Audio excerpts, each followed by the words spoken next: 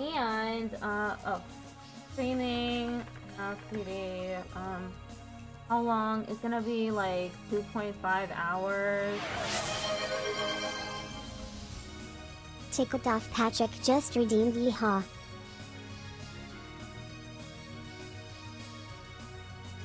Okay, the timer is up on YouTube and TikTok. I need to go live on TikTok now.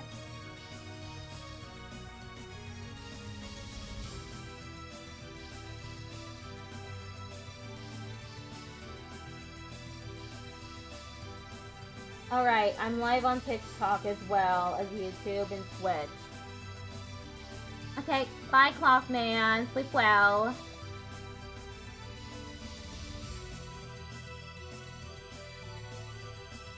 So the first thing I'm gonna do is this 120 words per minute practice. I started it earlier. I didn't finish it.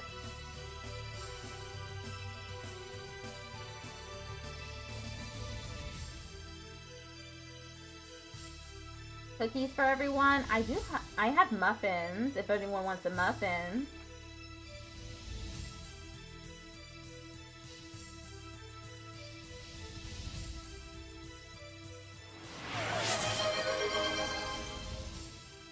Cloth_man just redeemed hydrate. Thanks for redeeming hydrate.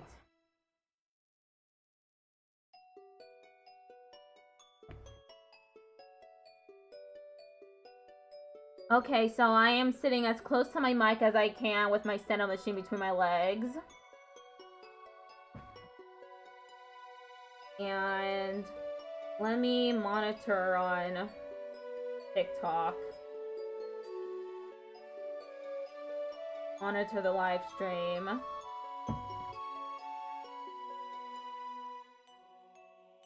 I had cheese pizza, you know, the Tino's brand? I'm not familiar with that brand.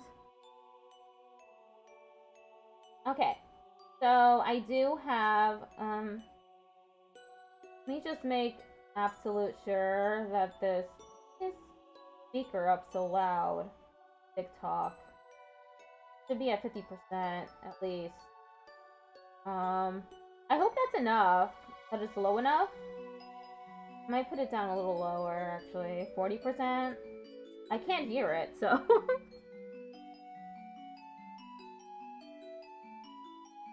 Oh, Tostinos, right? Isn't it Tostinos?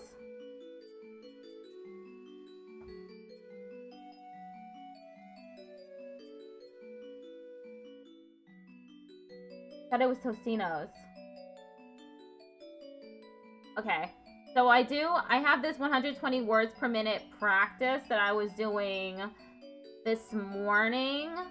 I got a little bored, so I was like, let me just do some more Steno before my Steno stream today. This is the rest of the jury charge and literary. I only have 4 minutes left on it.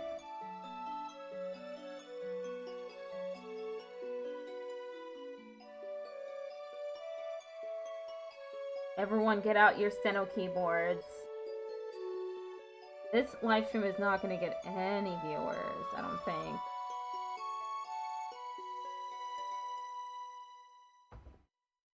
Evenly balanced. What is she saying? To prove that I think she might have been in the middle of a dictation when I paused it. I appreciate you too. Thank you. Have a good sleep. From another. Yours is coming in today? Awesome. I hope you like it. I keep waiting for her to look up. Oh, there she is. All right. Looking up. Now I'm going to give you some jury charge, and the subject is contributory negligence. And our brief for that is TREG, TREG, contributory negligence, TREG. Mine is Craig's. All right, here we go. Ready? Ladies and gentlemen of the jury, contributory negligence is a want of ordinary or reasonable care on the part of the person injured by the negligence of another, directly contributing to the injury as a proximate cause thereof. Contributory negligence may also be defined as a failure on the part of a person injured by the negligence of another to exercise ordinary or reasonable care to avoid the injury. One cannot recover damages for an injury to the commission of which he has directly contributed if the passenger is at fault, whether because of doing something he should not have done or in failing to do something he should have done, then he cannot recover any damages for injuries he has sustained. If the passenger's negligence has been a proximate cause of his injuries, he cannot recover from another who has also been negligent. But before you can find that the plaintiff is barred from recovery because of his own contributory negligence, you must find that his negligence was a substantial factor which, together with the defendant's negligence, proximately caused the accident. If the plaintiff, in the exercise of ordinary care under the circumstances, should have been aware either that the defendant was unmindful or some danger known or apparent to the plaintiff, or that the defendant was not taking proper precaution in the operation of the car, and the plaintiff failed to admonish the driver or failed to take proper steps for his own safety, and if such failure to admonish the driver was a substantial factor in proximately causing the accident, then the plaintiff cannot recover, even though the driver was negligent. But if you find from the evidence, as the car in which plaintiff was riding approached the place of the accident, the plaintiff exercised the care that a person of ordinary prudence and care would have exercised under the same circumstances with regard to admonishing the driver, then the plaintiff was not guilty of contributory negligence. The burden of proof rests upon the defendant to prove by the preponderance of the evidence that the plaintiff was guilty of contributory negligence. And if on this question you find the evidence evenly balanced or preponderating in plaintiff's favor, then you will find that the plaintiff was not negligent. Okay, that's the end of that. I didn't do very well on that.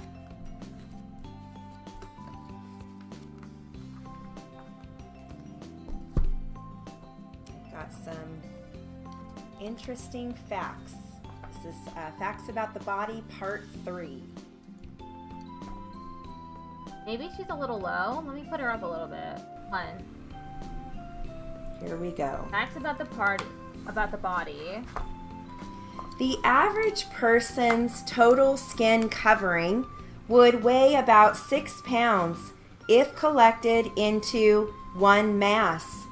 The average woman's thighs are 1.5 inches larger in circumference than the average man's. Not fair. An average man on an average day excretes 2.5 quarts of sweat.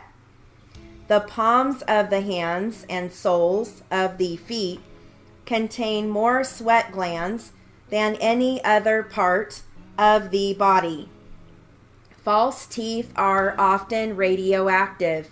Approximately 1 million Americans wear some form of denture. Half of these dentures are made of a porcelain compound laced with minute amounts of uranium to stimulate fluorescence. Without the uranium additive, the dentures would be a dull green color when seen under artificial light. For many years after the Battle of Waterloo, dentures known as Waterloo teeth were sold throughout Europe. These were actual human teeth extracted from the corpses of soldiers on the Waterloo battlefield. They were especially esteemed among denture wearers because most of them came from young, healthy boys. The older a person gets, the less sleep he requires. A child should get from 8 to 9 hours a night. An elderly adult can do well with 4 to 6 hours. The liver is a gland, not an organ. There are 10 trillion living cells in the human body. Tongue prints are as unique as fingerprints. The human body has 45 miles of nerves. The fingernails and the hair are dead. Both are made of a tissue called keratin, which is similar to the dried skin cells that continually flake off the body. Hair and nails, however, originate from living cells. Growth occurs at the base, and new cells push the dead hair and nails upward. Then these cells themselves die to be pushed up and replaced by more from below. While 7 men in 100 have some form of color blindness, only 1 woman in 1,000 suffers from it. The most common form of color blindness is a red-green deficiency. The mouth produces a quart of saliva a day. Human nails and hair do not grow after death. They are simply the last part of the body to disintegrate. The fingernails grow faster on the hand you favor. If you are right-handed, your right fingernails will grow faster. If left-handed, your left. The middle fingernail grows faster than all the other nails. Interesting. All right. And that concludes... Okay, that concludes that. Tickled off Patrick just redeemed Pat My Head. Thanks for redeeming Pat My Head. Okay, we're doing the Q&A now. Hello everyone, welcome to the 120 Q&A practice. I'm going to do We're going to start off with direct examination, so plaintiff will be questioning. Direct Ready? examination. Now, Mr. Driscoll, before this accident, besides the one that you were involved in when you were 10 years old, had you ever been involved in any other accidents where you had been injured? You mentioned something about a tank.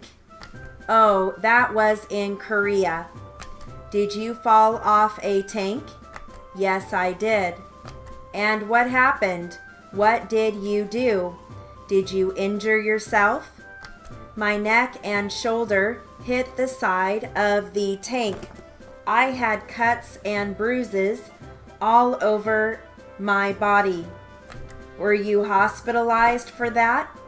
Yes, I was put in the military hospital. You did suffer from frequent headaches because of that accident, did you not? I wouldn't blame it on that accident.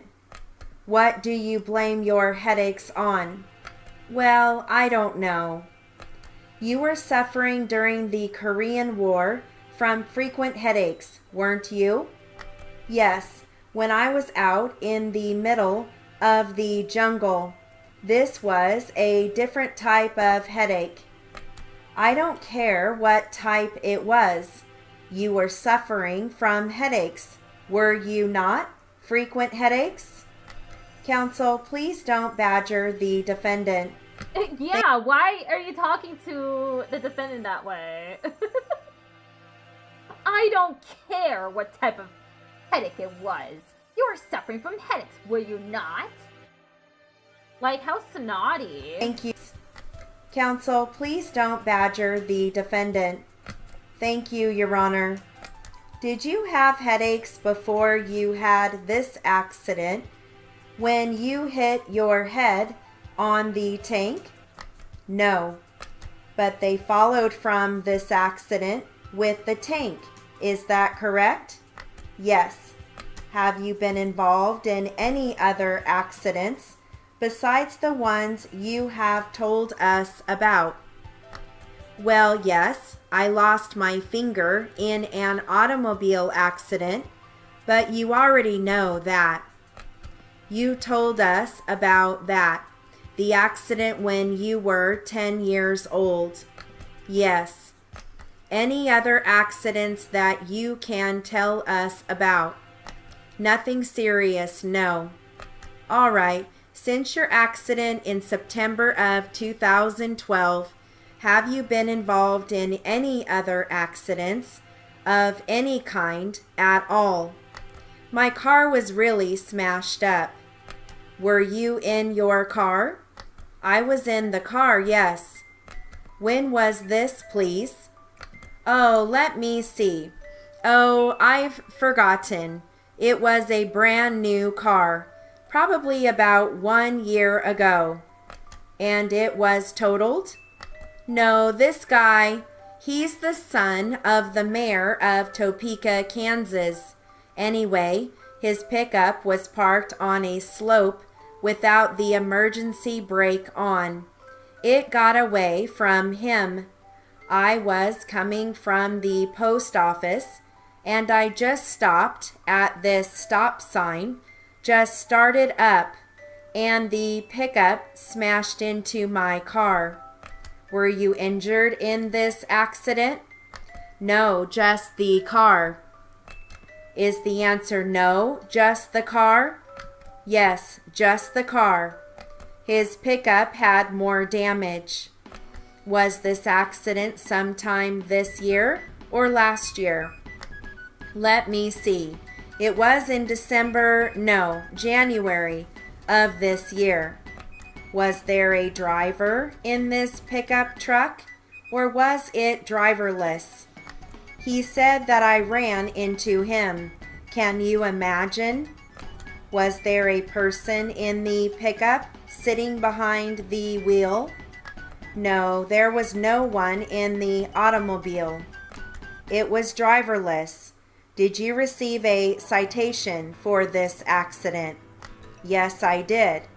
Did this accident occur since you have moved to Kansas City? Yes, because I had come to Topeka to see the doctor, and my brother wanted to come home by way of his place. That seemed to be fine with me because I had friends in Topeka I could visit. On my way to my brother's, I went to the post office, and that's when it happened. That was after you had moved from here to Kansas City. Is that correct? Yes. And how did that pickup hit your car? Was it head on? Yes, right. Right front grille and headlights and fender. The front of the pickup hit the front of yours. Is that right? The front of his pickup. The front of his pickup hit the front of your car? Yes. Was he going the opposite direction from you? His car was going forward. It was like a head-on collision, only I was starting to stop. All right, how fast were you going at the time? 30. How fast was the pickup going? Oh, I don't know how fast it was going. I was trying to avoid the impact because several people were yelling at me to get out of the way. It wasn't going fast? How fast? He couldn't have been going very fast, maybe 10 or 20 miles per hour. Excuse me, when you say he, do you mean someone was driving the truck? Well, now, there was a little argument there that I lost. I said that he was backing out, which he was doing. But he wasn't in the truck, was he? No, he was. He just walked into the mayor's office to see his dad, and evidently, he didn't set the emergency brake. Did you hit the steering wheel or hit your head on any part of that car? Yes, I hit my head on the windshield and broke it with my head. Okay, we'll switch transcripts. Jesus. This is more of some medical from a psychologist. I don't even know how to write psychologist. There Hold we up. go. Now, this is not Just exact. There we go. Now, this is not exactly an unusual phenomena that an individual take the fight with the lip. An individual gets involved, he is drinking pretty heavily, gets involved in a fight. The next morning he wakes up and has a busted lip or sore hand or whatever. This is not an unusual experience for an individual who has been drinking a little heavy. You mean the injury or the amnesia? The amnesia.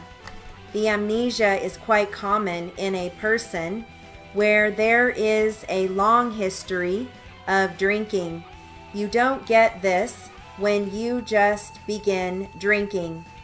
And this amnesia doesn't necessarily mean that the individual, at the time he is in the fight, does not have an awareness of what he is doing, that he is involved in a fight. It deals with the recall factor of the brain, doesn't it? Yes. So that the person can be acting in a situation where he has full or he has awareness of what he is doing. And then the next day, for some reason, the brain does not function to put this recalling information in the brain. That's correct. There also is another possibility, isn't there, doctor? I'm thinking of a situation where perhaps a person does something untoward or improper, and as he has been drinking pretty heavily, and the next day he prefers not to remember those events, perhaps you, as a doctor, could get him talking about it, or maybe he just won't talk about the events at all, and it's somewhat conscious, a conscious effort not to recall. Have you had experience where people have done that? They have been, it's quite common to have what we call retrograde confabulation, where one has an area of amnesia and then fills it in because we just can't tolerate having an area of amnesia, and they make up and figure out what should have happened. Is there also the other possibility where the person, if some information is given to him, starts to remember the party and the incident, but he refers or prefers not to talk about it.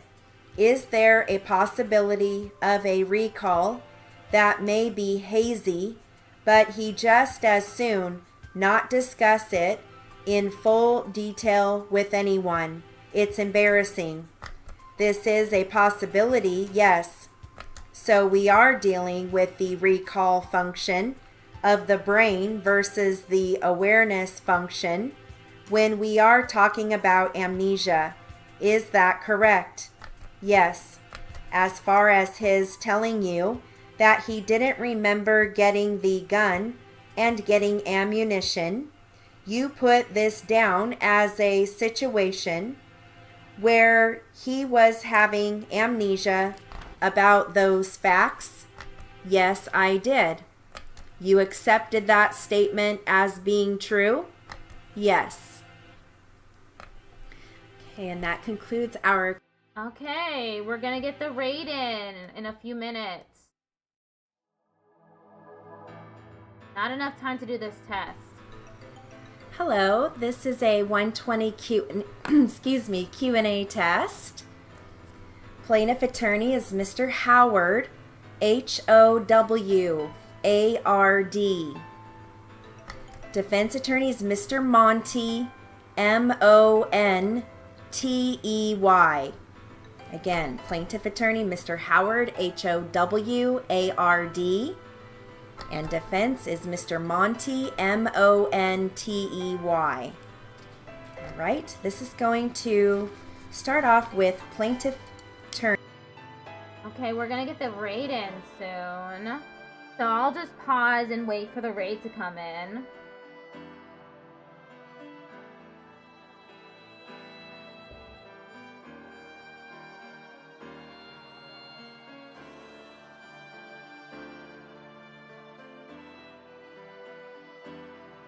Just waiting.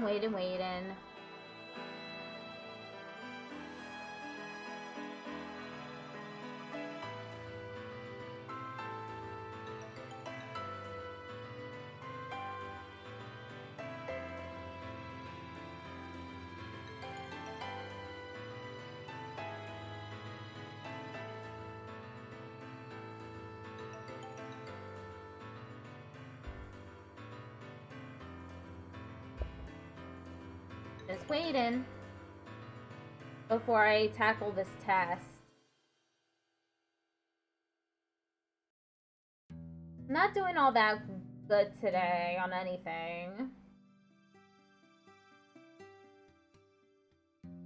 Hopefully, I'll feel better about this when I do the 140.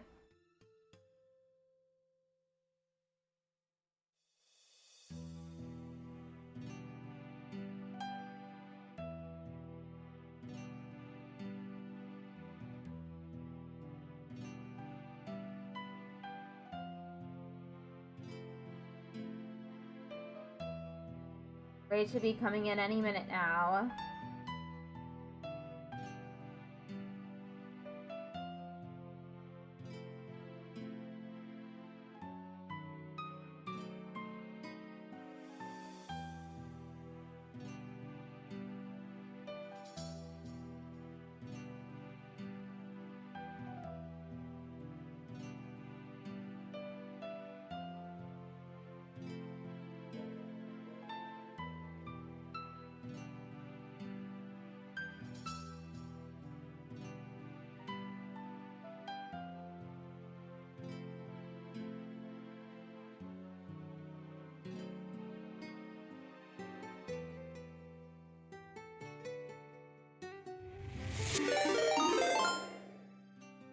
Divatron 9000 just rated with 33 viewers.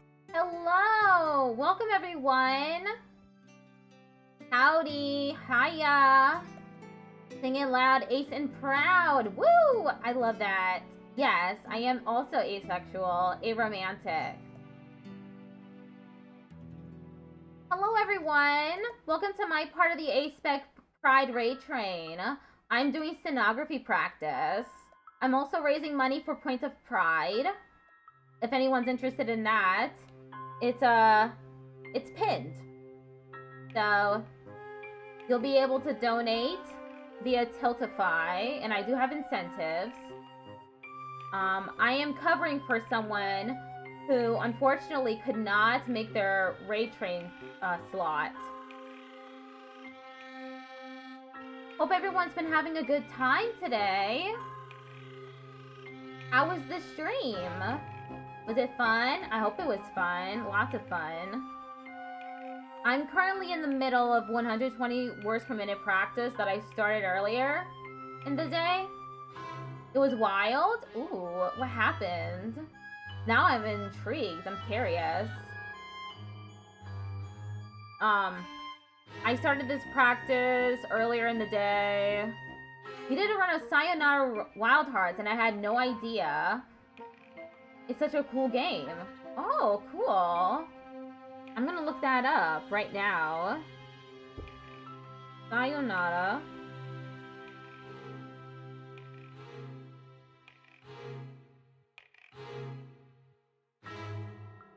Wild Hearts. It's $13 right now on Steam. A dreamy arcade game about riding motorcycles, skateboarding, dance battling, shooting lasers, wielding swords, and breaking hearts at 200 miles per hour. Wow! It was narrated by Queen Latifah? That's such a pull. That's awesome. I wouldn't have expected that from like a $13 video game. It was recommended to me as being queer and ace adjacent, and honestly, 10 out of 10. You know what? I'm gonna add this to my wish list then. I'll play it someday. One of the tags is great soundtrack, which is good because it's a rhythm game, apparently. It's canonically queer, though? Cool, that's awesome. I'm glad you had a great stream. It's like basically a concept album, but a game. That's so intriguing.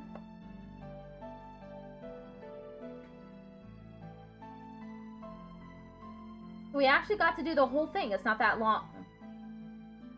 Belated raid message. Hello! It broke your brain? Sounds like a fantastic game. I'll definitely buy it one day and try it out myself. I mostly play visual novels and story-rich games. Like right now, I'm playing 2 Megami Tensei games that my community voted on. One of them is called Raida Remastered, The Mystery of the Soulless Army, and the other one is Metaphor Refantasio. I'm also playing Silk Song, and on Thursdays I practice stenography.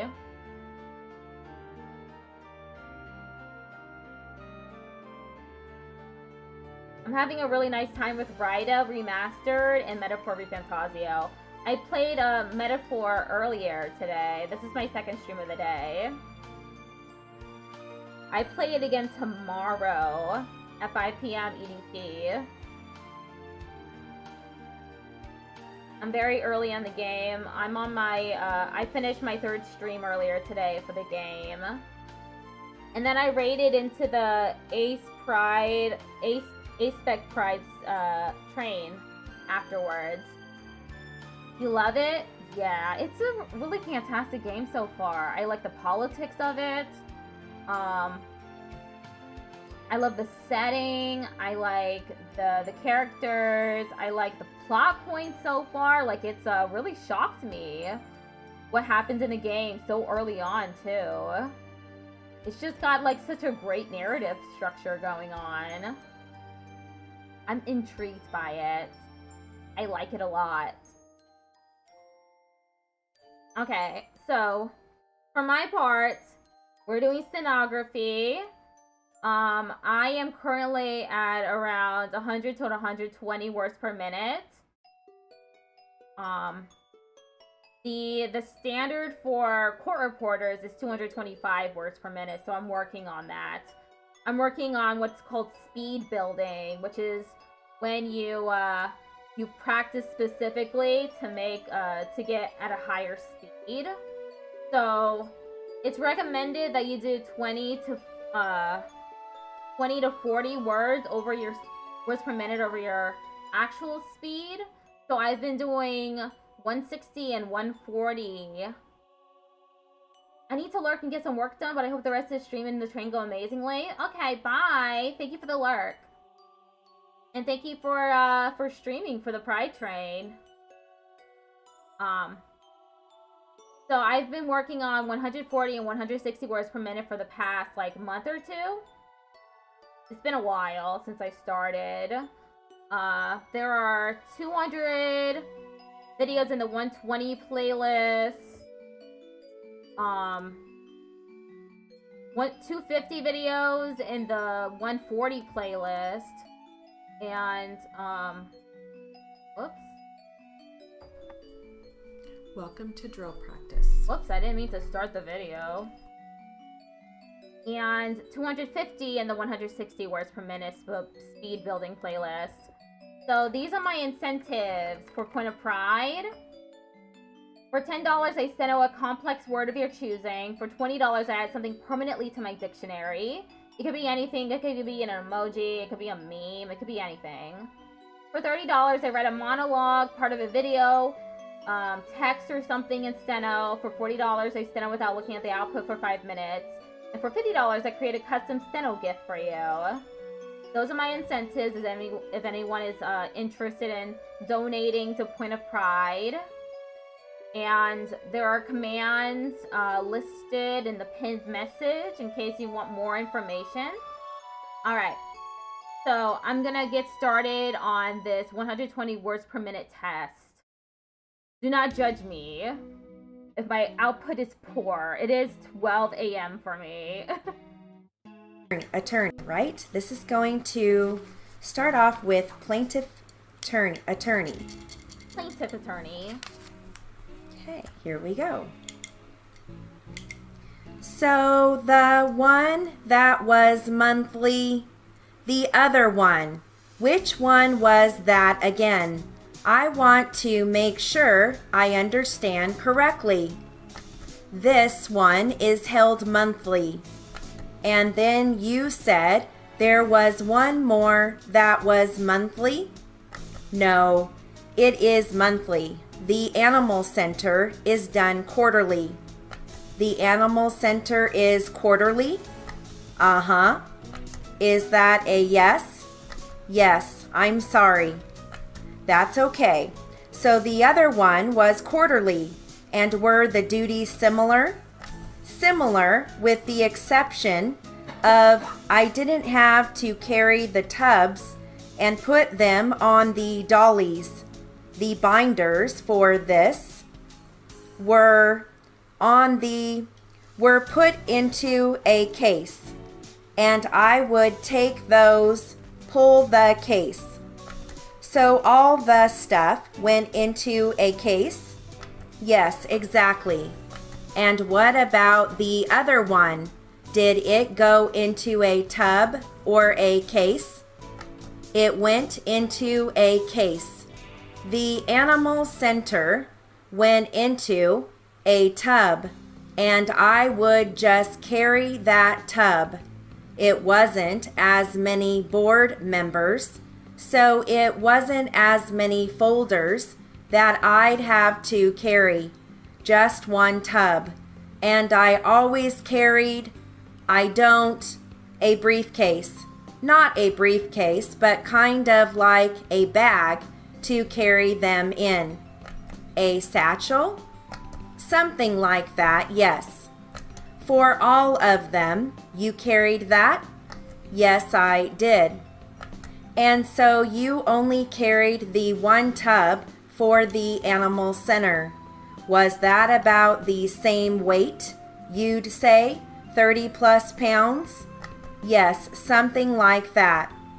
And how would you carry the one case for the other agency? That went into a pole, something that I could pull. It's a carrier that you pull. Okay, like a bag on wheels? Yes, I would put it in a carrier and drag that. It has like wheels? while I would carry my other.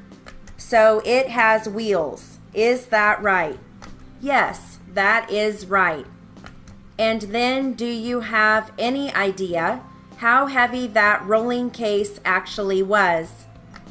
It was more than 30 pounds.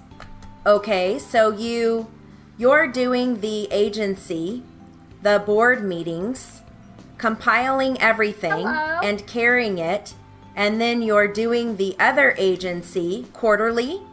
That is correct. Now, How you doing, a nerd night? I keep forgetting how to write agency versus agent. It's never the way that I think it should be. were there any other duties that you had? Yes, I handle all of the incoming mail, answer phones, and I schedule appointments. I schedule transportation whenever anyone needs to go out of town. Gosh, there's so much that I do. I'm the liaison for these agencies. So all the administrative type stuff. Just getting ready for bed? Oh, okay. Did you come in with the raid? Liaison. How do I write liaison? There, that's how you write it. Yeah, stream has been going okay so far. I'm struggling really hard though on the material. Is that right? Yes, exactly. Is there anything else that you haven't mentioned? I do all of the filing as well. Okay, what do you think you did the most on a typical day? Was it mostly sitting at the computer? Were you up compiling? What would you spend most of your time doing? Are we talking from the year 2012? August of 2012? Yes, from August of 2012. Well, I'd say between August and December of 2012, I was up a lot more because I was working for the different agencies. So that required me to prepare for those board meetings, which required me to be up a lot more. Okay, so I was moving from different offices. Were you sitting down? Were you standing up? Were you moving? Yes, I was doing all of those things. Okay, and was it different prior to August of 2012? No, it was the same. It was about the same up until that day? Yes. Then what happened after August 2012? I was relieved of my duties from one of the previous agencies that I worked for.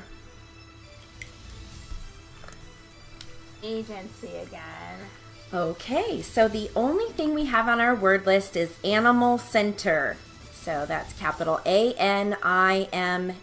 Wait, Animal Center was capitalized? It's a proper name? Okay. Let me move this. Okay, this was class 34. So next time I do class 35.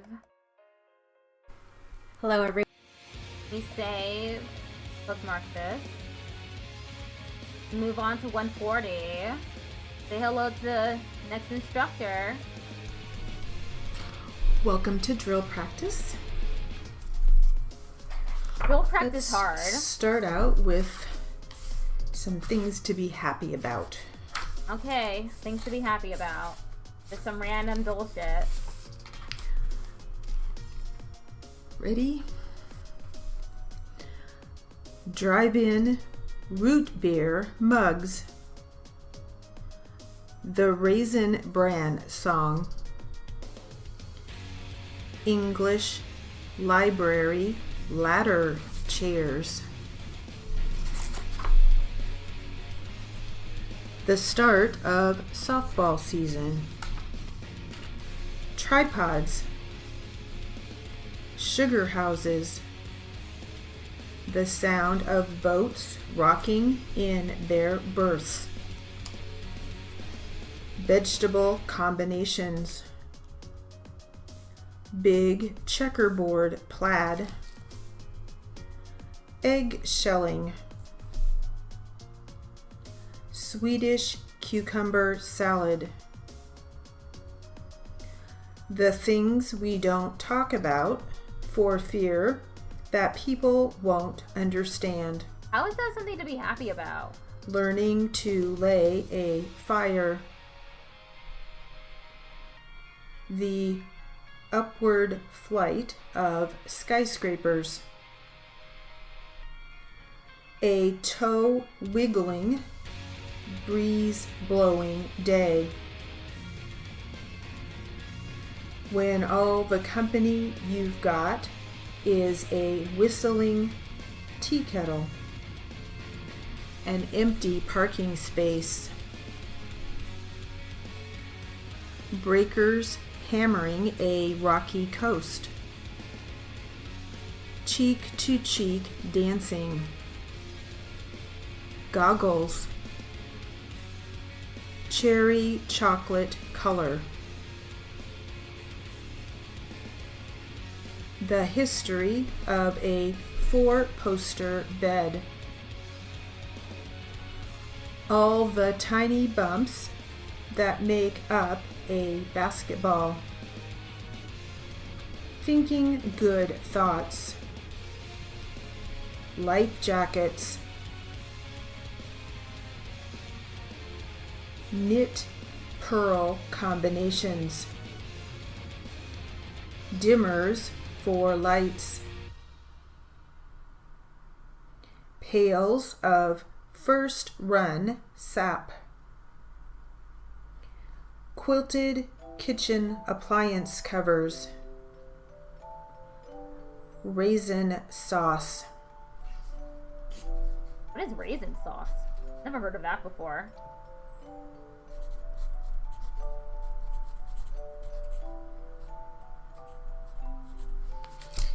I have to admit, some of these things are things I would never have thought of, but it's definitely good vocabulary development. Quilted appliance cover sounds stressful to me. Yeah, There's some me too. words in here that you probably wouldn't hear too often, but it's good to have heard them and practice them. All right, let's move on to Imagine it on a stove. Ugh. 1,000 most frequent words. No, not this.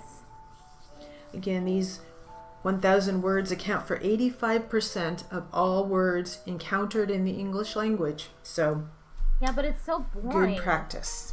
It's okay, here we so go. boring, and I don't think it's good practice. Dear, made, glad, like, last, shall, more, other, to, right, also, Oh, Patrick. must, should, there, only, same, little, matter, give, find, sent, who, going, school, take, new, sir, let, attention, account, kindly, hope,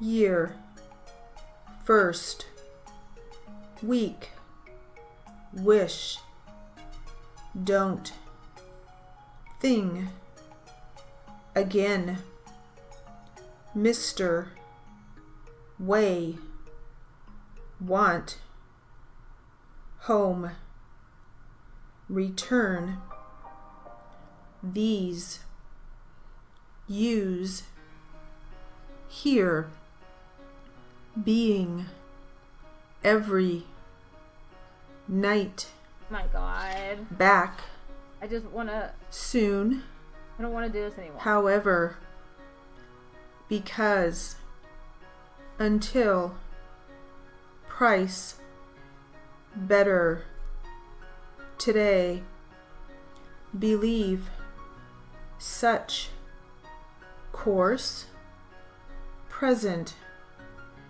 think, old, feel, information, best, note, amount, check, yet, The point every time, yeah. many, never, put, great, possible, cannot, man, shipment, right, advise, company, enclosed, since, down, ban, receipt, long, car, Jesus. always. Wow, that went on for way too long. It was like 4 minutes of just itty bitty words.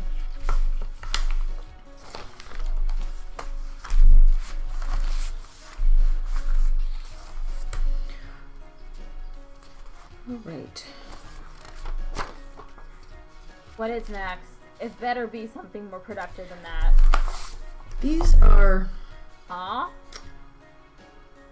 descriptions, I'll say. Descriptions? Looks like of things to do with cars, motorcycles. So it's good vocabulary practice, good number practice. Talks about miles per hour. And So let's give this a try. She's not even- Actually, these might all be motorcycles. she's not even sure what she's looking at. I'm not a motorcycle expert. All right, here we go. Okay, I'm gonna try. Revamped ZX7 Ninja. Kawasaki ZG1200 Voyager. The DX CD450 and the CG125. The more affordable VFR 750F. Buy a ZX7 for $6,669. 11.22 seconds at 122.3 miles per hour. Get a MT90 HB16TL for only $191.23. 268.3 cubic centimeters. 75.3 miles per hour terminal speed. Quarter mile 12.06 seconds. 119.2 miles per hour. Vented summer gloves, $17.88. FZR 400 Best Open Class Tourer 321 weighted pendants cost $894.41.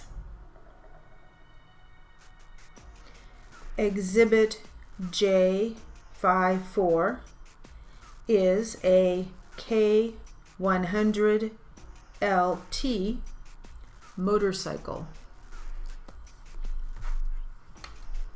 Okay, that was really weird. Those were, well, I mean, it was good. It was good practice. Just the numbers and letter practice. Now I know how to write miles per Even though hour. we're not quite sure. I mean, but I have heard of a Kawasaki motorcycle, so I'm assuming that's what these are. And then this last one that I read said motorcycle, so maybe motorcycles, parts for motorcycles. All right, well, that will conclude our drill practice. Oh, that's the end of the drill practice. Okay, that's how it ended? Weird. Jury charge and literary.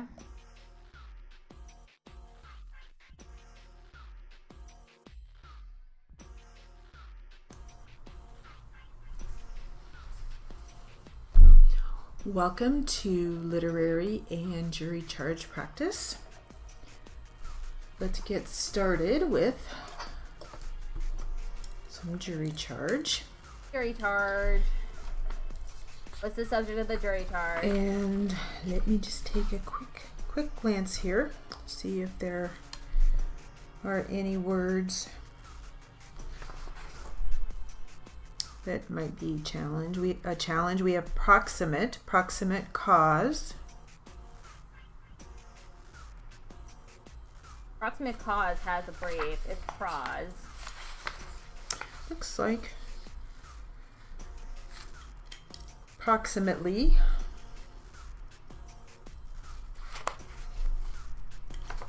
All right, let's go ahead and give it a try. Ready? The defendant in the case has been accused of proximately causing the accident. As jurors, you must examine the evidence and determine whether this is the case. You must know the meaning of proximately causing the accident. The meaning of proximately causing the accident is immediately causing the accident. In order for the plaintiff to recover, the defendant must have proximately caused the accident. The issue goes to whether the defendant proximately caused the accident. It could be that the plaintiff proximately caused the accident. You must decide whether this is the case. You must decide whether the defendant was in any way responsible for any portion of the accident. This question is a question that is always considered in the cases of liability. You must decide who is responsible for proximately causing the accident. In liability cases, it is necessary to know who is responsible for causing the accident. The cause of the accident is most important in determining the amount of damages that are due the plaintiff. The plaintiff is able to recover if it can be shown that the plaintiff was not the proximate cause of the accident. You must determine who proximately caused the accident in this case. The defendant has admitted liability for the injury. The question now goes as to the amount of liability that the defendant must sustain. It has been shown that the plaintiff in this case was responsible for a portion of the accident. The plaintiff can be responsible for a portion of the accident. It is now for you, the jury, to decide the amount of liability involved. It is not necessary for the plaintiff to be free from responsibility. The plaintiff may be responsible for some of the accident. You must understand your duty in this regard. The duty of the jury is to determine whether the plaintiff should be able to recover all or part of the damages resulting from the plaintiff's part.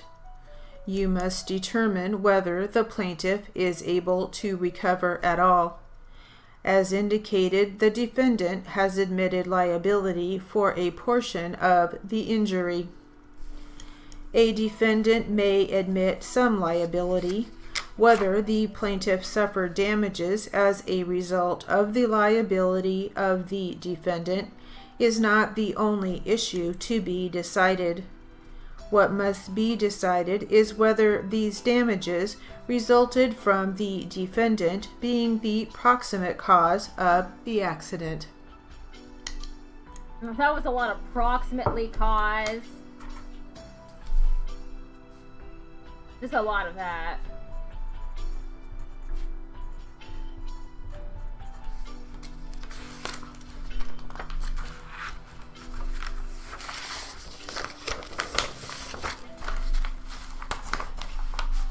Alright, now let's do a portion of our article on writing the Republican National Convention. Yeah, not this article again.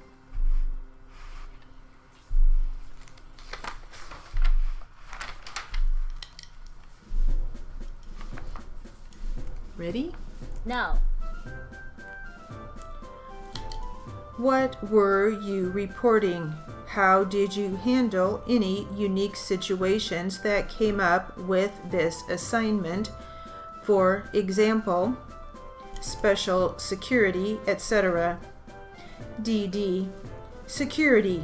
Be early. Have your equipment organized and easy to navigate through security lines. Wear a smile even if the search gets to the point of ridiculous, absurd, and even invasive. And be friendly. Security is definitely an environment where what goes around comes around, and your understanding and compliant attitude go a long way. When you make their job easy, they are much more inclined to help you.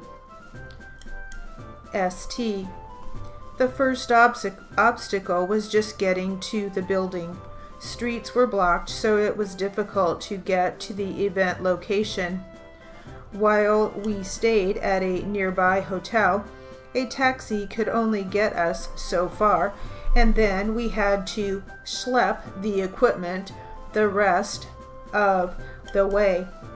We certainly had to allow ample time to navigate the heavy security requirements just to get there.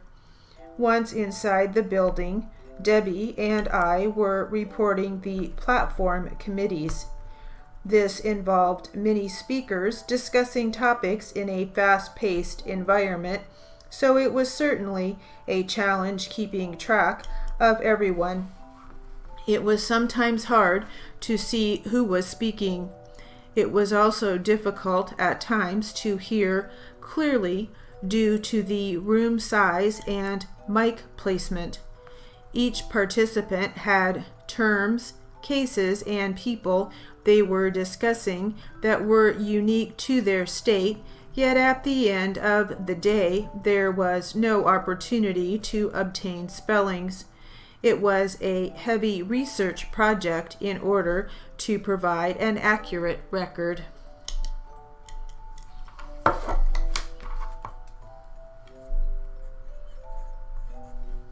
I believe they shouldn't have done the captioning for the Republican National Convention. Alright, we'll leave that for now. I think it reflects poorly on you. There's a few more questions. And then we have an article called Writing the Democratic National Convention. So we'll get to that one too. So let's get back to some jury charge practice. At least TikTok isn't creating clips again.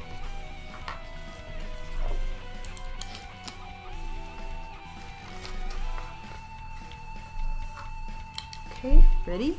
What are we doing now? Here we go. The judge reminded the jury that they were to act as a prudent person would act in determining the verdict for this case. As prudent people, they were told that if they found that there was not enough evidence to prove that the defendant has committed the crime for which he has been charged, they must move for an acquittal. On the other hand, they were told that they must return a verdict of guilty if, after having examined the exhibits and the testimony of the witnesses, they determined that there was enough evidence for a conviction. It was the testimony of the police officer that caused them to have the most doubt. The judge told them that as jurors, they must find that the defendant was guilty beyond all reasonable doubt, and if they could not find that he was guilty beyond all reasonable doubt, they must acquit him. They had to consider what caused them to have. Okay, we're going into a 3-minute ad break, so I'll just sit here and just relax. Just gonna relax. Wait for the ad break to end.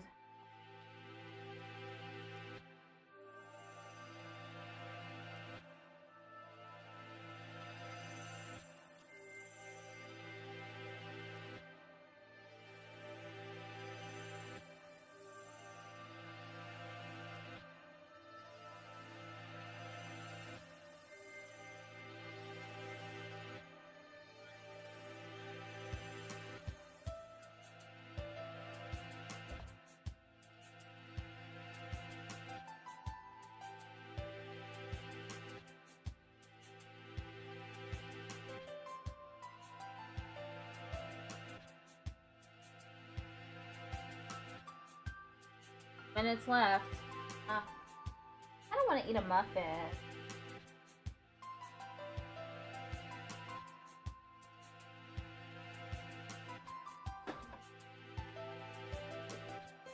I'm gonna eat something while the ad break plays.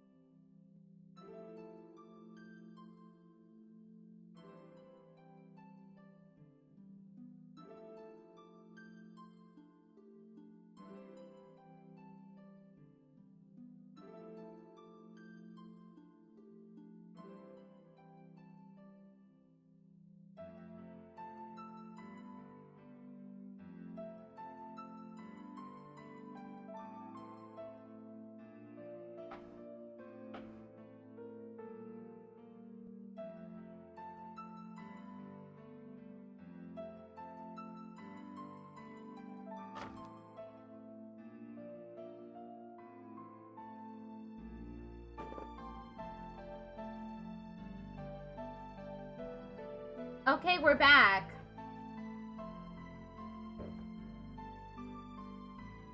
He was guilty beyond all reasonable doubt. They must acquit him. They had to consider what caused them to have reasonable doubt. They could not find the defendant guilty when they had reasonable doubt. The people had not convinced them beyond all reasonable doubt that the defendant was guilty. They were instructed by the judge to make the decision that any prudent person would make under the circumstances. Since this was a murder case, all the jurors must agree as to the guilt of the person, and all must feel beyond a reasonable doubt that he was guilty. They examined all the exhibits and went over in their minds all the testimonies presented by the various witnesses. Still, the testimony of the police officer was in question. They discussed the fact that his testimony had raised serious questions. In the end, they could not vote in favor of the people. They had to vote to acquit the defendant. They could not find him guilty beyond all reasonable doubt. In criminal cases, the people are considered the plaintiffs.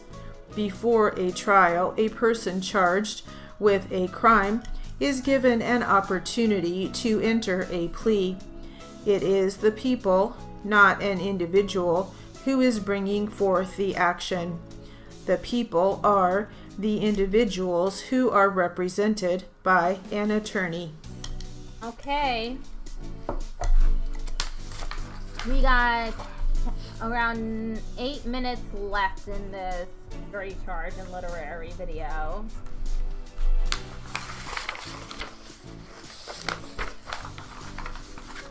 I'm gonna get to do the 160. I'm going up instead of going down this time. Okay, let's get back to our article about writing the Republican National Convention. Can we stop with this article? See what the next question is and what the response is. Ready? I don't like this article. How is writing for a political arena different than legal reporting or broadcast captioning? DD. You just never really know what you are walking into. The product you are producing can be different than what you expect. The delivery system isn't always what you are used to. This is also an environment where new and innovative ideas can be formulated. Because you know the capabilities of your system, you are in the best position to look for opportunities to provide things that the client may not even know are possible. As you listen to conversations taking place around you, you can often think of ways they can use what you have to offer that they are unaware of, or something may come to your mind that, if you are skilled at the many features your software provides, you can change parameters to provide valuable resources to your clients in these unique settings. For example, I got done before Sue, so I was in my caucus room while the aides were working on the final documents. They were unable to reach a consensus on what had transpired, and finally, after quite a healthy debate, one aide looked at me and said, "Do you have the ability to tell us what was said?" "Yes, I certainly can." After reading back the pertinent sections, they said, "Can you stay until we are all done?" Immediately, I became an integral part of the team. ST. I've done some other political type work in the past, so I was aware that one of the unique challenges you always face is that many of the people involved are really not familiar with what's necessary on the reporter's part in order to make an accurate record. That means that you have to be able to quickly assess the environment when you walk in the room and be confident enough to speak up to your contact person on the site and tell them politely but succinctly what you need in order to do your job. Time is of the essence for everyone there, so organize your thoughts well, but make sure you have the conditions that best enable you to produce the best product possible.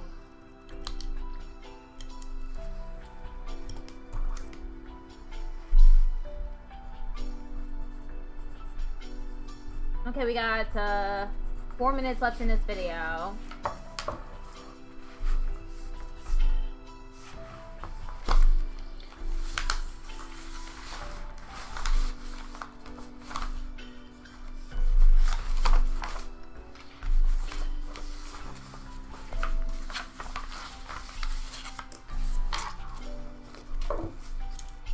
Okay, let's get back to this jury charge. Jury charge. See if we can finish it up. Here we go. In this case, the defendant made a plea of temporary insanity. An attorney appointed by the state is a representative of the state. At the trial, the people bring forth the suit, but it is up to the jury to decide the guilt or innocence of the party who has been charged. The jury will make the decision whether the person is guilty beyond all reasonable doubt.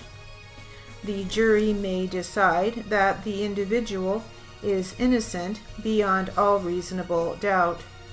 When temporary insanity is the plea, the individual is hoping to avoid punishment. The attorneys who represent the state in all criminal cases must present enough evidence to convince the jury of the person's guilt. The defendant must be shown to be guilty beyond all reasonable doubt in the case. If this is the case, the results will be that the defendant is found to be not guilty. In cases where temporary insanity is the plea, a person is saying that he is not guilty by reason of insanity. If the jury is not convinced beyond a reasonable doubt of the defendant's innocence, then the jury must find in favor of the defendant. If that is the case, he will go free. To present the evidence in court, the attorneys that represent both sides will select people to testify at the trial. As one form of evidence, both attorneys will try to find evidence that will convince the jurors of their positions. Evidence presented in court is called testimony. Testimony consists of the words of the witness taken down while the witness is under oath.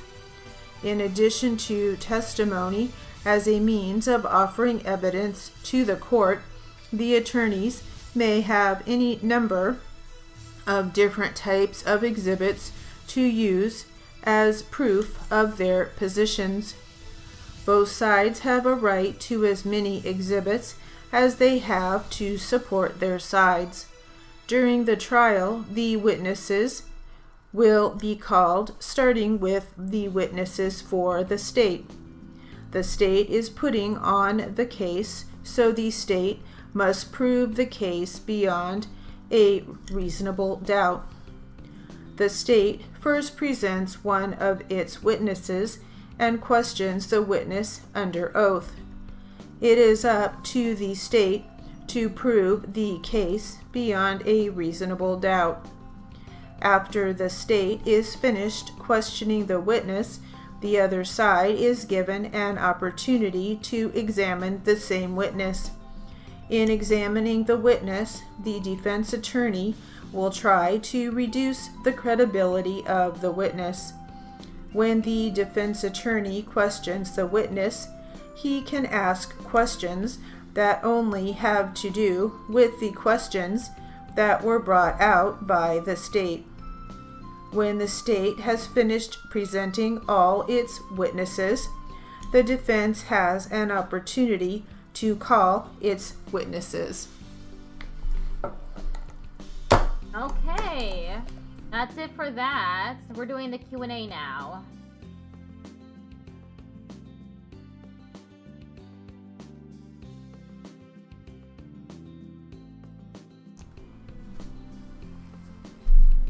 I did pretty good on that. Welcome to Q&A practice. Let's get started with some 4 voice. Poor voice. This is gonna be terrible. I'll start with the plaintiff. The plaintiff. Sure.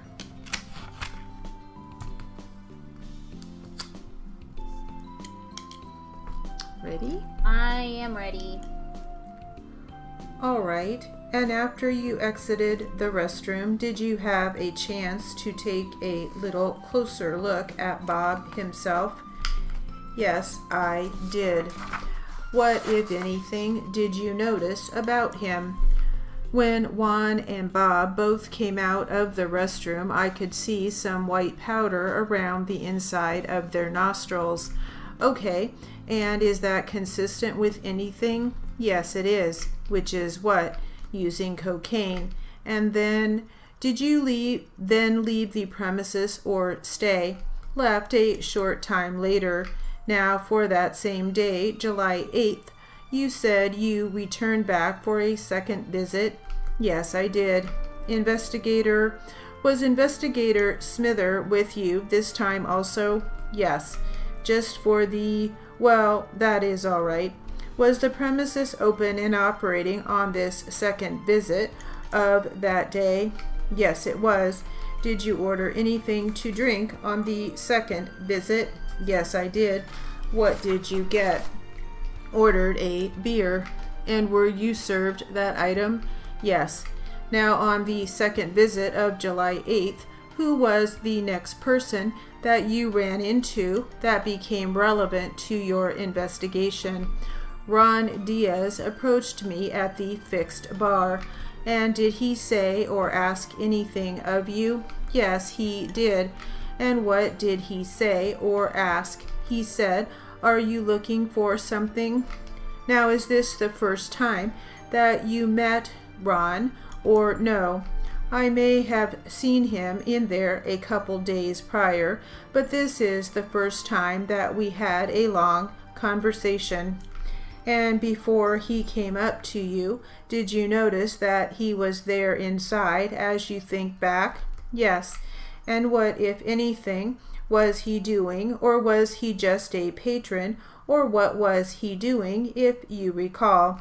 He was sitting at a table, I guess, north of the pool table, and he would walk around throughout the premises, come and go into the bathroom quite often, also do various chores for the bartender, like take empty beer bottles from the tables to her, and then I can't recall specifically what days, but on occasion would do other things for bartenders.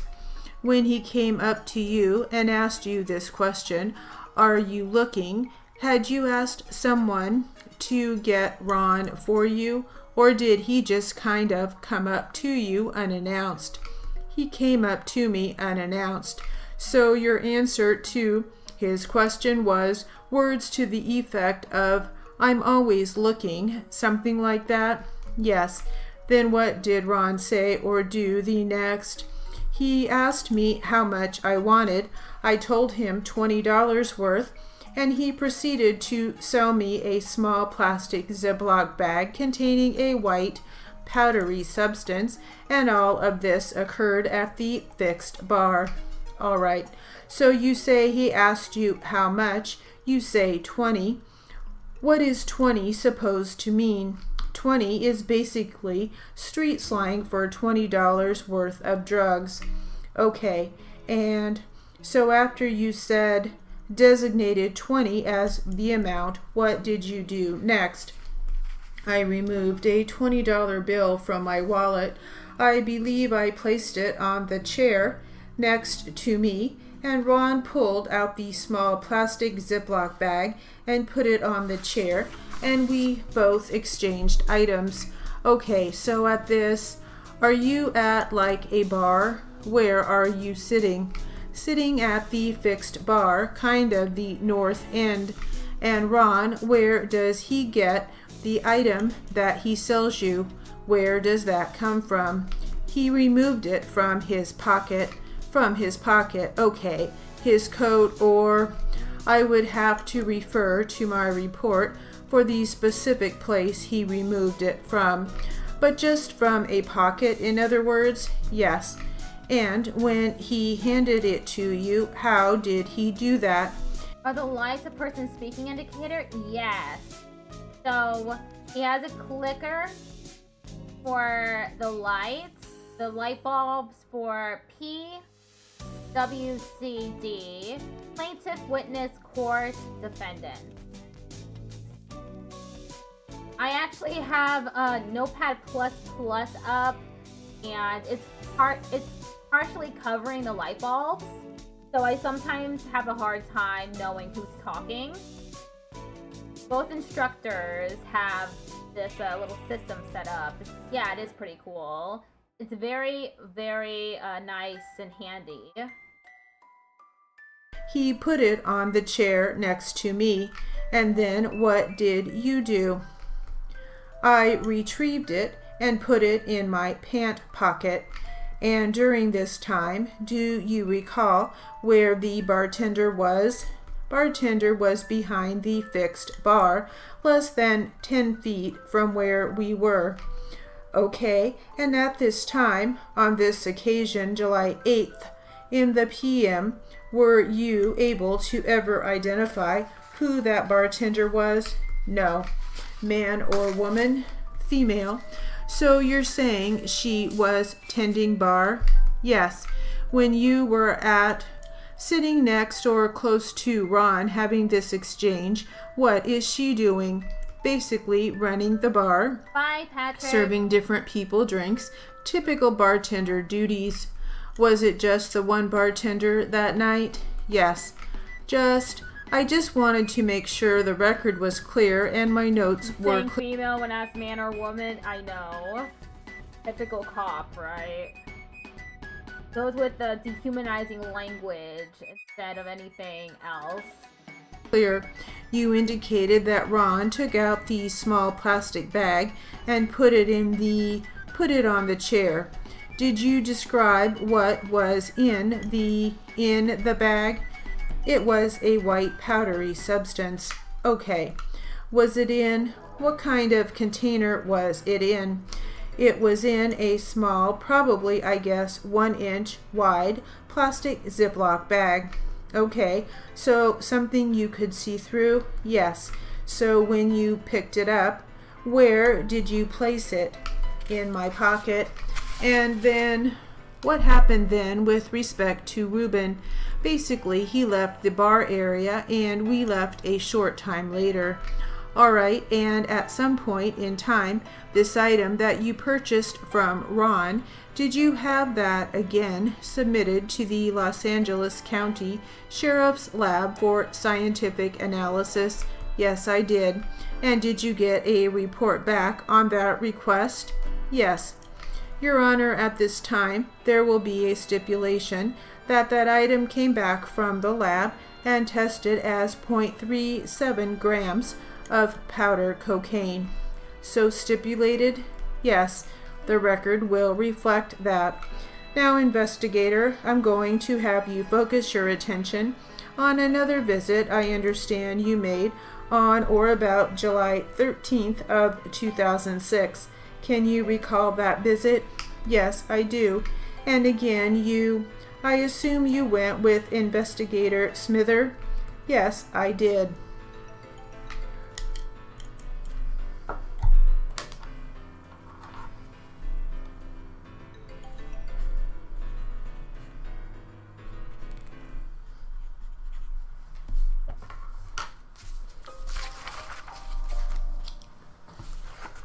Okay, what's the next transcript? All right, let's do now a little bit of just two voice. Just two voice practice, okay. For the next 2 minutes. We'll start with the defense. Defense. Ready? A. When did you meet Mr. Roger Burke? January 25. According to my records, your arrest and the seizure of the defendant's vehicle occurred on January 25? Right. Is that your recollection? Yes, it is. Where did you spend the prior night? The prior night? The night before the 25th? I was at home. So you were at your parents' home? Yes, I was. At approximately what time did you leave your parents' home for the first time that day? About 8 a.m. Where did you go? I'm not exactly sure where I went. How did you get there, wherever it was? I drove my car. The defendant's Corvette? Yes. Was anyone with you? No, I was alone. Do you recall where you went after that first stop? No, I don't. Was anyone with you? No, I don't believe so. And you had not met Mr. Burke prior to the 25th of January? No. Have you seen him or spoken to him since that date? No, I haven't. Do you know a Mr. Harry Norman? Yes. When did you meet Mr. Norman? In high school. Okay, now we just got the test to do, and then I switched to 160.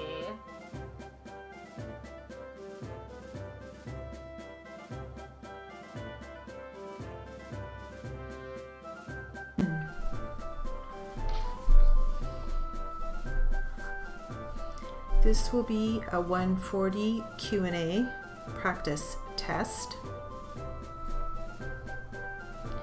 Plaintiff attorney, Mr. Carter, capital C-A-R-T-E-R.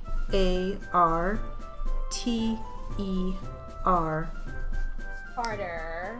Defense attorney, Mr. Jones, capital J-O-N-E-S. Defense attorney, Mr. Jones, capital J-O-N-E-S.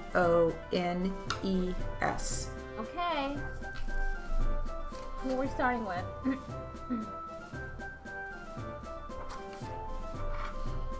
And we'll start with the plaintiff.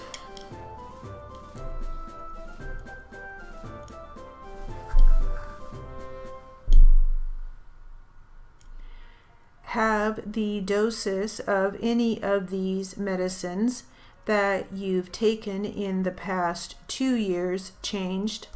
I don't recall the doses. You mentioned that some doctors would increase your dosage. I think that Dr. Green, not Dr. Kim. I don't think I was seeing him at that time. What about Dr. Kim's assistant? I don't know the dosage. Dr. Green was the only one to increase your dosage. I am not certain of that. Why did he increase your dosage? I don't recall. You said he increased your dosage. I believe he did. Was it because you were getting more depressed? I believe so. Are you talking about Dr. Green increasing your Elavil? Do you have any recall of when the doses may have changed? I don't remember the dates. Well, around what time? Just when I was under his care. Are you still under his care? Yes, I still see him, but not as often. When was the last time you saw him? Several months ago. You said he hadn't returned your messages? That is correct. We missed each other. You don't believe he purposely didn't return your calls? No, I don't. It wasn't that important then? What? Your reason for calling him? I don't recall. So when was the last time you saw him? I don't remember the date, but it was several months ago. You said in your prior testimony that it was less than a year ago. That's about right. 6 months ago? I would say a little more than 6. At that time, did he prescribe more Elavil to you? I think I was still taking it. Did you have a problem with it? No, I didn't. Was it the reason you called Dr. Green? I don't recall. Was there any other reason you would have called him? I don't recall the reason. Were you depressed at the time? I don't recall. So how often do you take Elavil? Every night. So how many pills does the drugstore give you? I don't know the number of pills. So when you saw Dr. Green the last time. You were still taking the medicine at that time? I think so. So when you ran out, you just didn't get more then? He would give me a prescription. Who would? Dr. Kim or Dr. Green? Earlier, you said Dr. Kim was the last to prescribe the medication, correct? I said Dr. Kim's office. Oh, that's right. His assistant prescribes it, correct? That is correct. So he gave you enough for how long? A few weeks. How many weeks? I'm not certain of that. The last time you saw Dr. Kim, I think you mentioned that he prescribed a decrease in your dosage. That is correct. Did you mean Dr. Kim or his assistant? His assistant. Do you have any emotional complaints today that impair your ability to work? Yes. What are they? I am still depressed. They are about the same complaints that you had when you first saw Dr. Kim, aren't they? Yes. What do you mean by depressed? I don't feel like doing anything. Anything else? I don't like my job. So you only feel that you are depressed because you don't like your job? Misquoting her testimony, I'm asking her, oh, okay, is when you are at work the only time that you feel depressed? Sometimes at other times. When would that be? In general, in the rest of your life, or at work? Most often at work. All right, so you are depressed because of your job? Yes. Okay, and you feel that same way in your personal life sometimes? Yes. Do you believe that your job has affected your personal life? Yes. In what way has it affected your personal life? I think it shows in my personal life. So your testimony is that because of your job, you feel depressed? Yes. Why did you stay at your job? I don't feel confident to get another job. Excuse me, what was the last part? I don't feel like going out to get another job. Did you lack self-confidence? Yes, I do. Do you lack self-confidence in other areas of your life?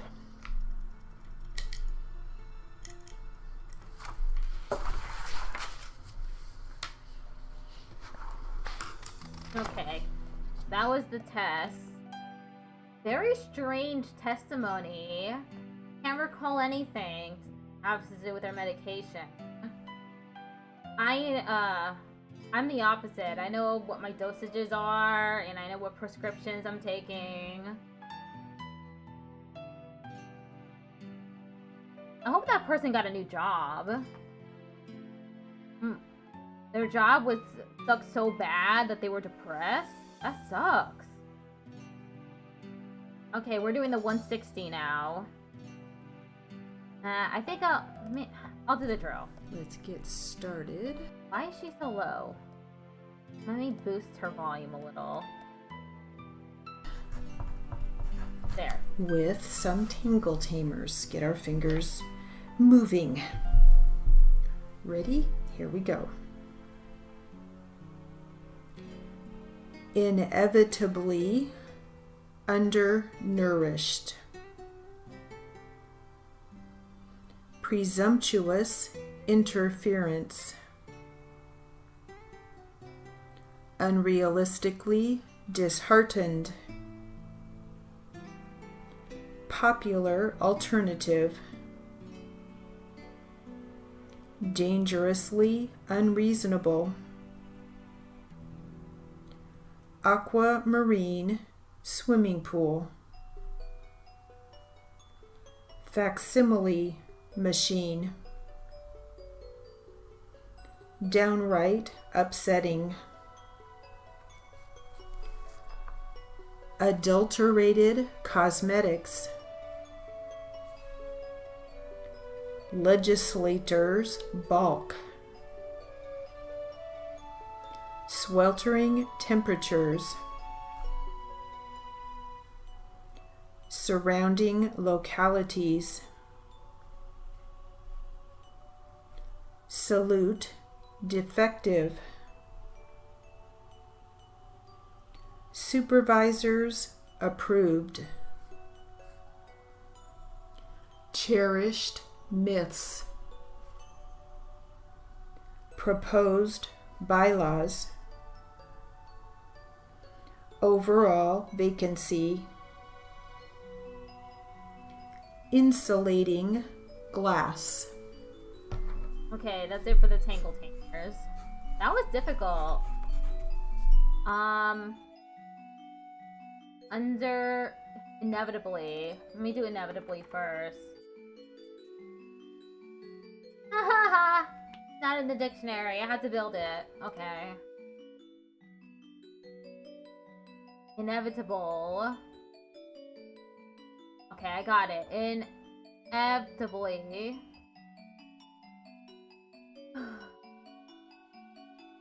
At least this means that I'm understanding the theory a lot better than I did before. That I'm able to build a word like inevitably. It could be a lot worse. Undernourished.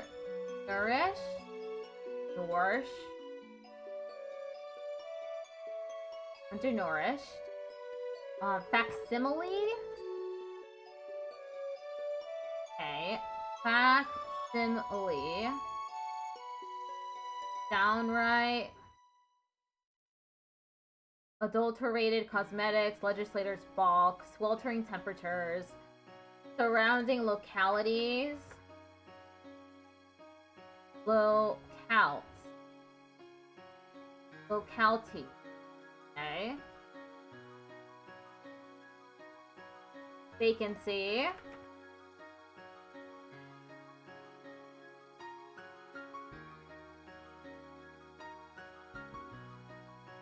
Okay, I did it.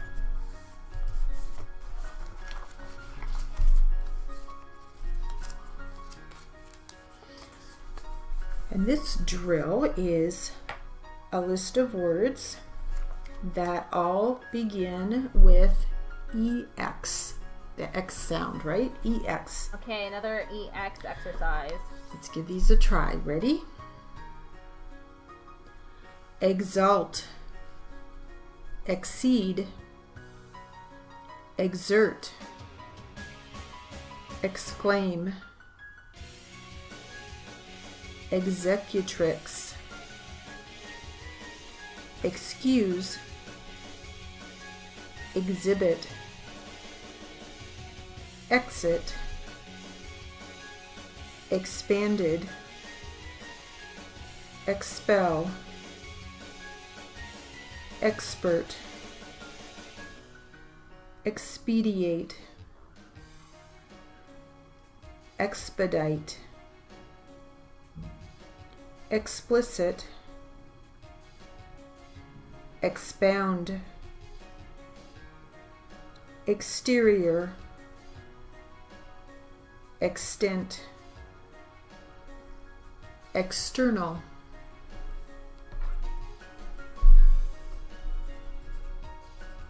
Okay, there was expand, expanded. Oh, that's a cape. Why is it like that? Okay. Expanded and ended. Expedite. That's not in the dictionary.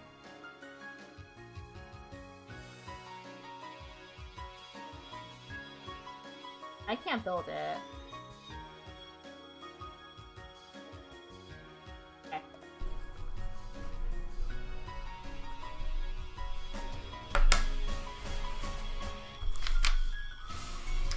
All right, now let's practice some names and spellings. Ready?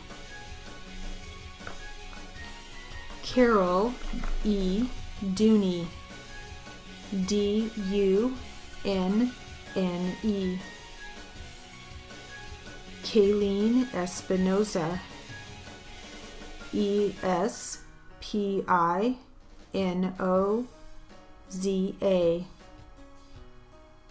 Regan Evans. Evans.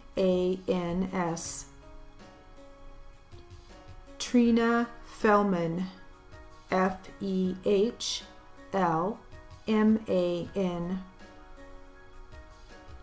Mary Teresa Ferris, Ferris. Lisa Garrison, Garrison.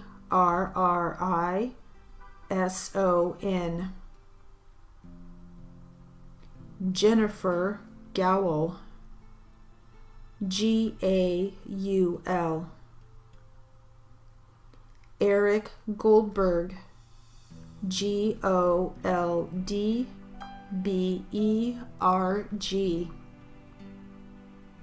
Robert Grauman, Gramann.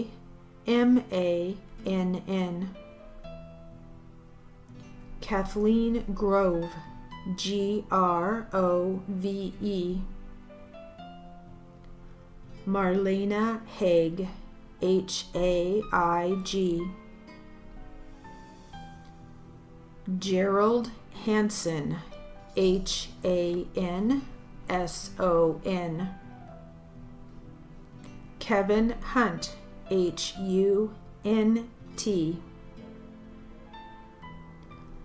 Elizabeth Hurst Waits, Hurst-Waitz.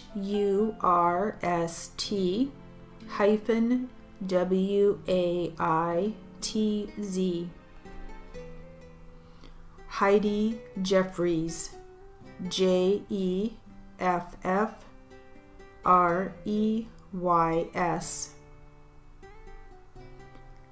Melody Jeffries Peters, It's me, Melody. Jeffries.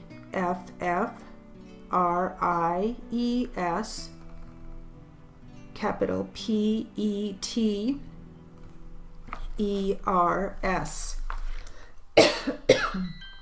Excuse me.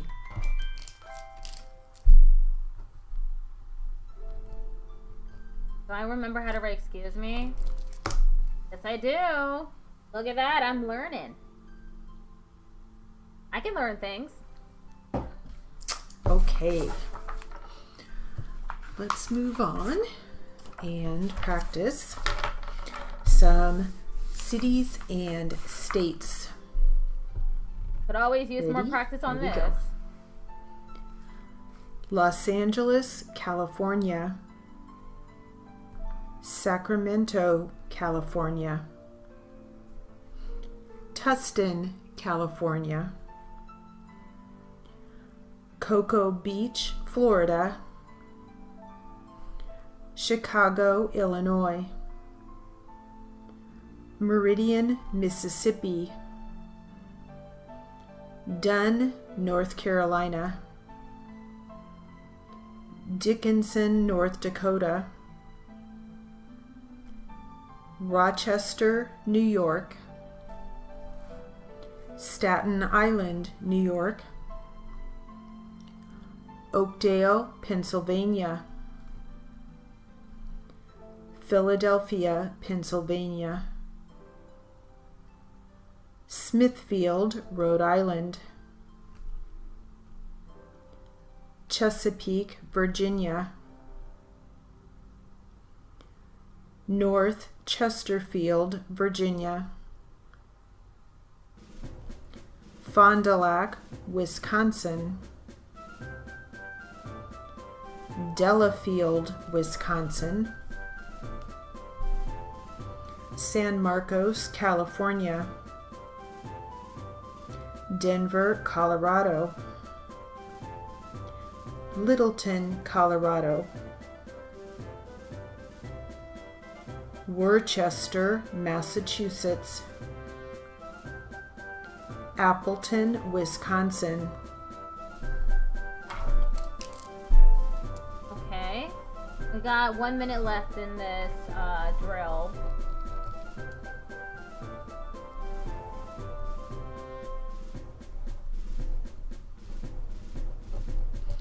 Let's see if we have anything. be happy about? interesting in our 14,000 things to be happy about. Okay. Figured she would pull out this book. She loves it. Ready? Detectives. Dots, candy. Hot dogging. Hot dogging? What is that? Southern fried chicken with hush puppies. Double-decker Fifth Avenue buses. Investing your money. Waving out the car's back window. Kiwi fruit. Scanning a star-filled sky on a still winter night.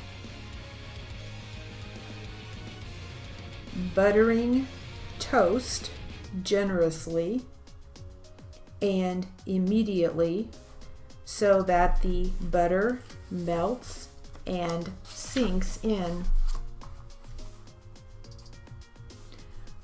Buying a bunch of anything that is useful and nice.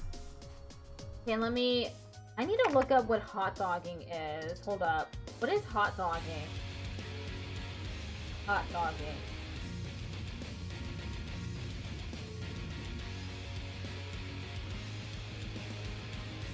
The performance of intricate, daring, or flamboyant stunts. That's what hot dogging is? It's also one word, hot dogging. Don't look at Urban Dictionary. Like, don't even. The act of one who hot dogs. The performance of intricate, daring, or flamboyant stunts. Okay, now I know what hot dogging is. Okay. Doesn't sound good, yeah.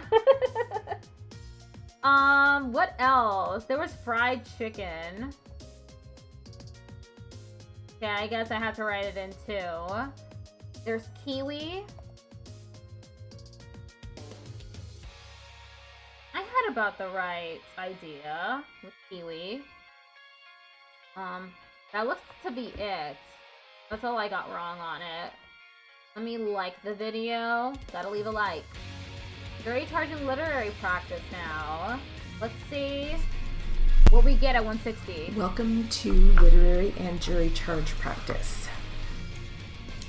Let's start with some literary material. And the subject or the title of this article is MD versus DDS. Yeah. And it's actually written by, I believe he's a legal videographer. Gene Bettler. I don't know what Ready? MD versus DDS is. So I'm gonna learn something. Court reporters' unique skills and knowledge do not end at the method of recording the deposition. And if the skill of taking the spoken English language to paper in the proper format is not enough, just think of the knowledge base that is required of reporters. Not only do they need to know medical and pharmaceutical terms well enough to distinguish between similar sounding items, but also engineering, forensics, chemistry, construction, banking, etc. As a CLVS, I am confident in my abilities to do my job in a professional manner and in a way that meets all the requirements of the industry. But to think that I could produce a transcript that meets the required standards from that recording is a ludicrous as thinking that a court reporter can take down the testimony and continuously evaluate and adjust the video and audio recordings during a deposition. Around 30 years ago, NCRA recognized video as a new tool in the legal environment. It saw the need to train and certify videographers in the unique requirements of legal videography, and the CLVS program was born. From that time on, the court reporter and the legal videographer have worked together as professionals to produce the best service to our clients possible. So it is always with great respect that I look across the deposition room to my partner, the court reporter. If there is anything else that I can do to make your job easier, please let me know. And to the court reporters of NCRA, thank you for everything you have done for us in the past, such as welcoming us into NCRA and developing the CLVS program. Working together, we not only set today's standards, but continually raise tomorrow's. That was pretty interesting. A little brief history of videography being part of the field.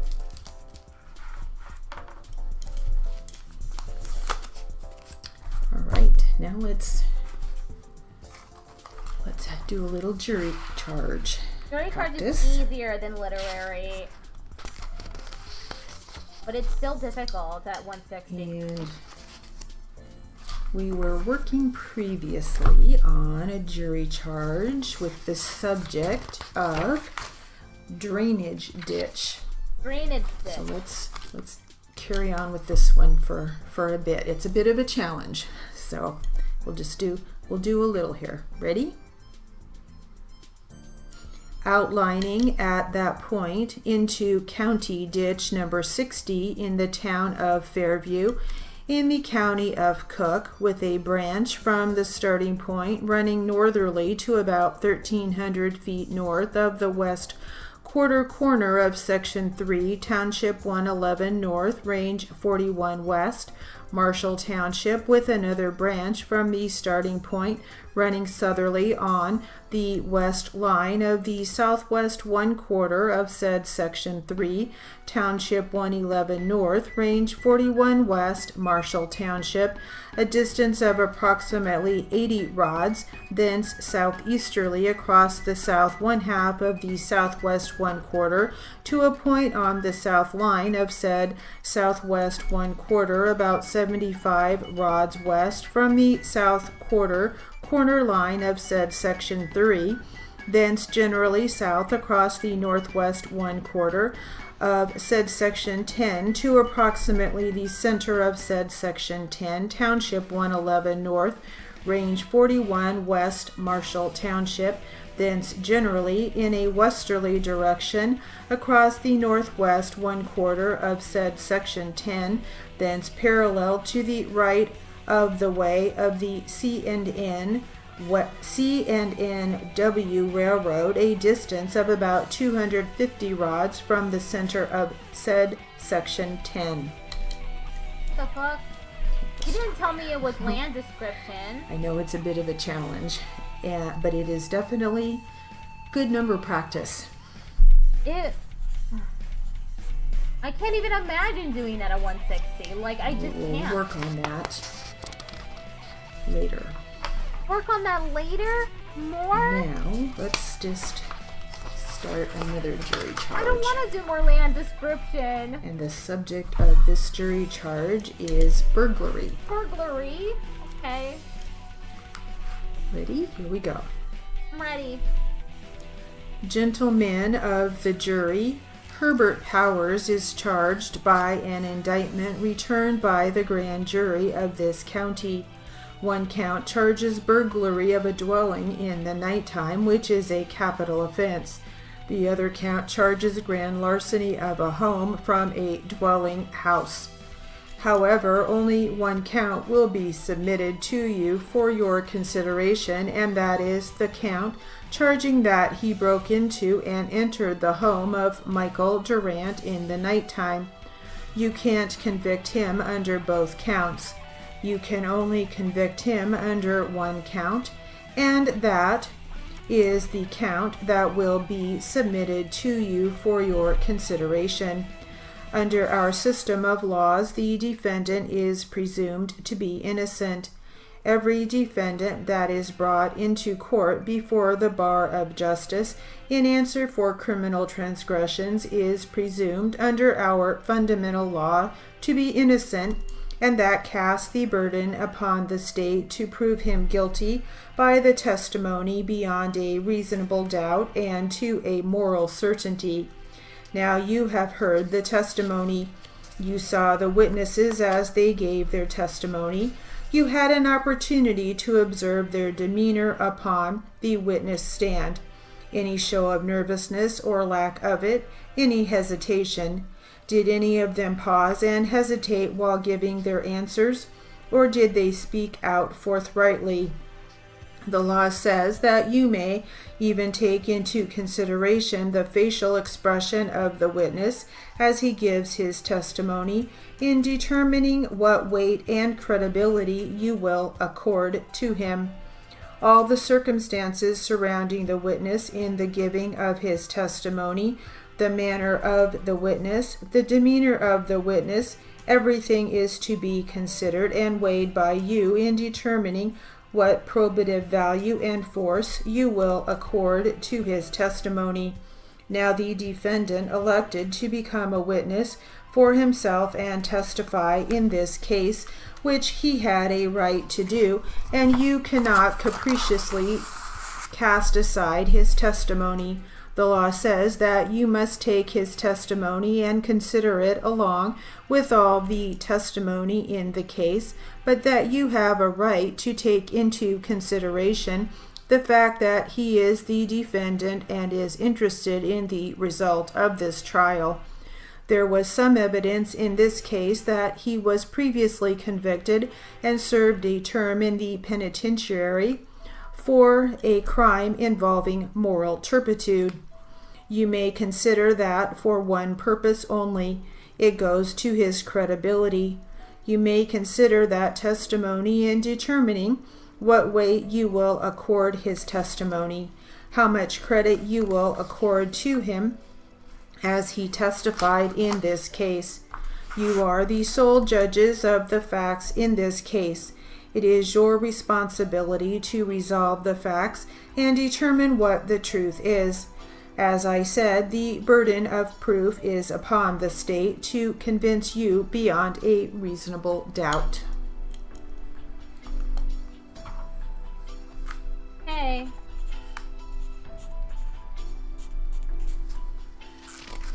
I don't understand the etiquette on TikTok for live streams. Alright, now for some literary practice. I don't know if people want to be called out. This is about the stream tells you networking. anyway when they when they come to the Ready? stream. They tell me every time. This article, might I say, is not for the person who has no problems in new social situations. If you're naturally gregarious, extroverted, chatty, what have you, this article will seem like a big oh duh. However, for some of us, many more than I would think, the social aspect of conventions is the most intimidating or exhausting. Here are some things that have helped me. When you think I don't know anybody, let me fill you in on a secret, nor does anyone else. It seems like everyone is in a little conversation group but you. It seems like everyone is mingling and having a good time, but I guarantee you most of those people have just met. Yes, there are some of us who have gone to every conference event since Benjamin Franklin discovered serial ports, but those aren't the majority. Give yourself permission to stand to the side during the Thursday evening reception or the Saturday night party and just observe. Look for loosely knit groups of 2 or 3 groups where they're not gathered in a tight circle but have a circle that's slightly open according to their body language, and introduce yourself. Heck, just say it. I'm new to these things and I don't know anyone. State your name, and I'm a profession from your town. What do you do? That line works with individuals just as well. Lather, rinse, repeat. Where do I sit? it's lunchtime and you don't have someone to sit with, I like to play table roulette. Sit at an empty table that's in the middle of things and see who sits with you. Better yet, join the board and you get a reserved table. Therefore, you don't have to worry. And by the way, if anyone asks you if you want to join them for dinner, say yes.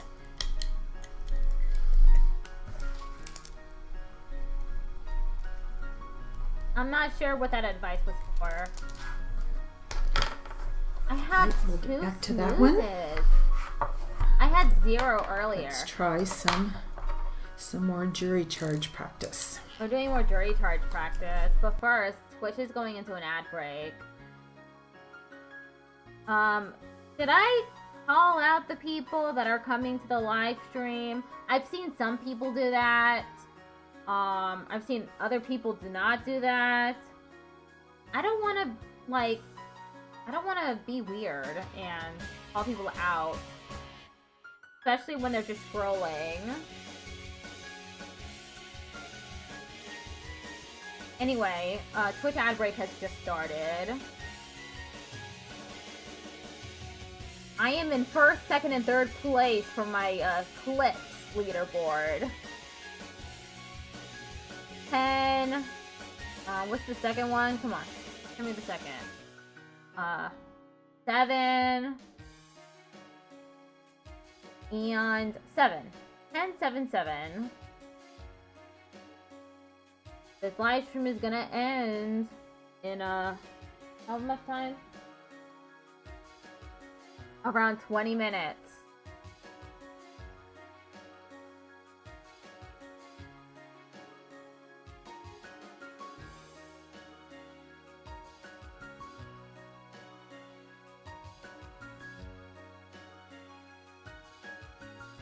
There's 2 minutes left. That was quick? You got a quick ad? Oh, wait. You don't get ads because you're a subscriber.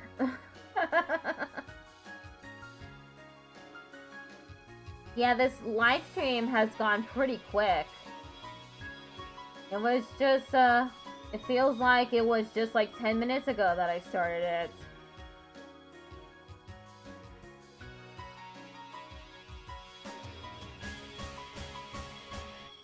And instead, it's been 2 hours.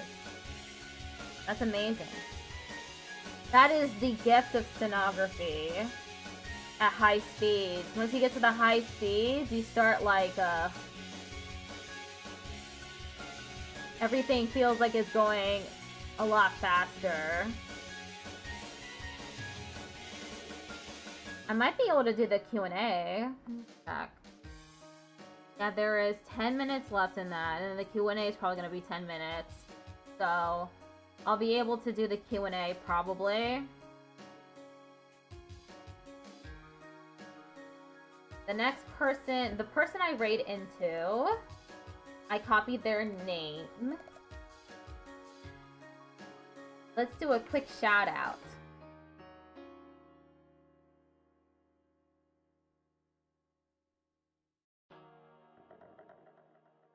Why don't we do that? That's the person that I rate into for this Aspec Pride Raid Train. Alton Ernesi.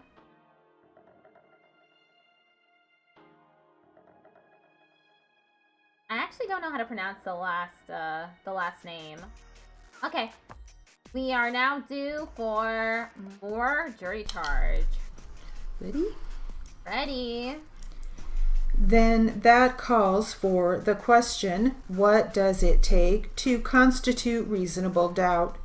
It is not imaginary doubt. It is not a speculative doubt. It is not a fanciful doubt. But the law says that a reasonable doubt is an actual, substantial doubt, a doubt for which you can give a reason. It must be a reasonably substantial doubt. The state doesn't assume the burden of showing beyond all possible doubt. Everything related to human affairs or pertaining to human transaction is susceptible of some doubt. So our Supreme Court has ruled, and the law writers have tried to hit upon a reasonable, fair, sensible definition of a reasonable doubt. They say it is an actual and substantial doubt. Now, if the testimony in this case is such as to create in your minds a bona fide conviction of the guilt of this defendant, then you are convinced beyond all reasonable doubt, and you ought to convict him. On the other hand, if you are not so convinced, it will be your duty to acquit the defendant. As I said before, you are seekers after the truth, and it is for you to find the truth. And when you find it, write it into your verdict and let it speak out. Truth is a fundamental virtue. Banish it from the earth, and you might as well banish the light, because the world would be a desert. The sweetest note would lose its melody, the fairest flower its language, and all nature would be as dead to music as the tongueless grave. Truth holds the key that unlocks the door to every virtue and opens the gates to every righteous conception of justice. So you find the truth in this case and write it into your verdict. Now let's see about the rule that our Supreme Court has laid down in reference to this sort of burglary. You know the law says that burglary is the breaking and entering of a dwelling house in this case. What does it take to constitute a breaking?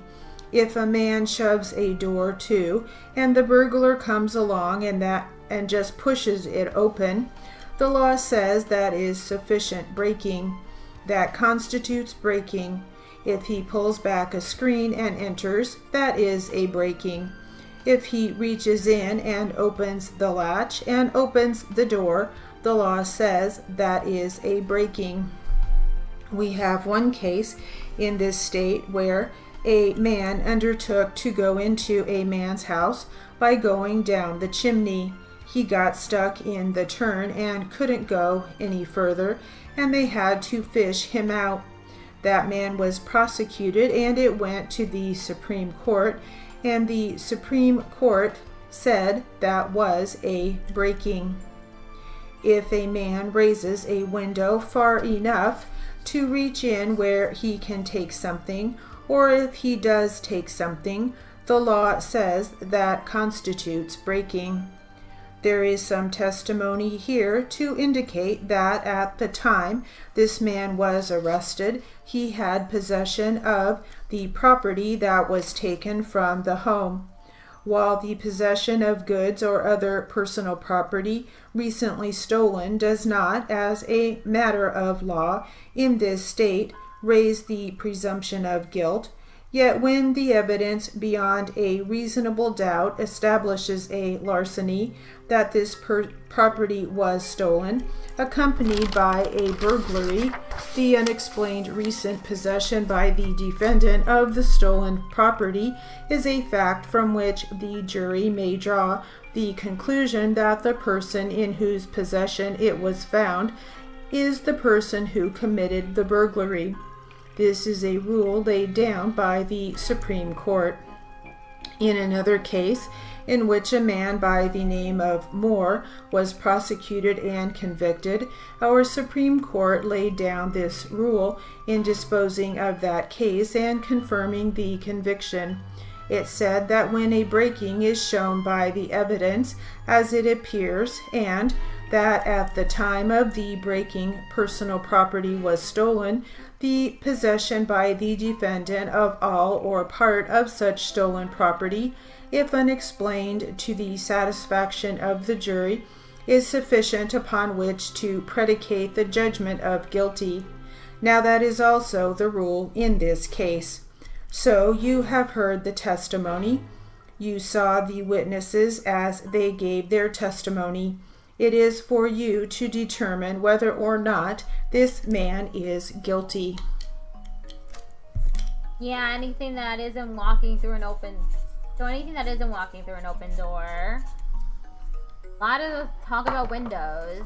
Reaching it Opening up someone's window and then reaching inside? Breaking. I didn't know that. Now I do. Now I know what not to do. So I won't be tempted to reach into anyone's open windows and taking anything.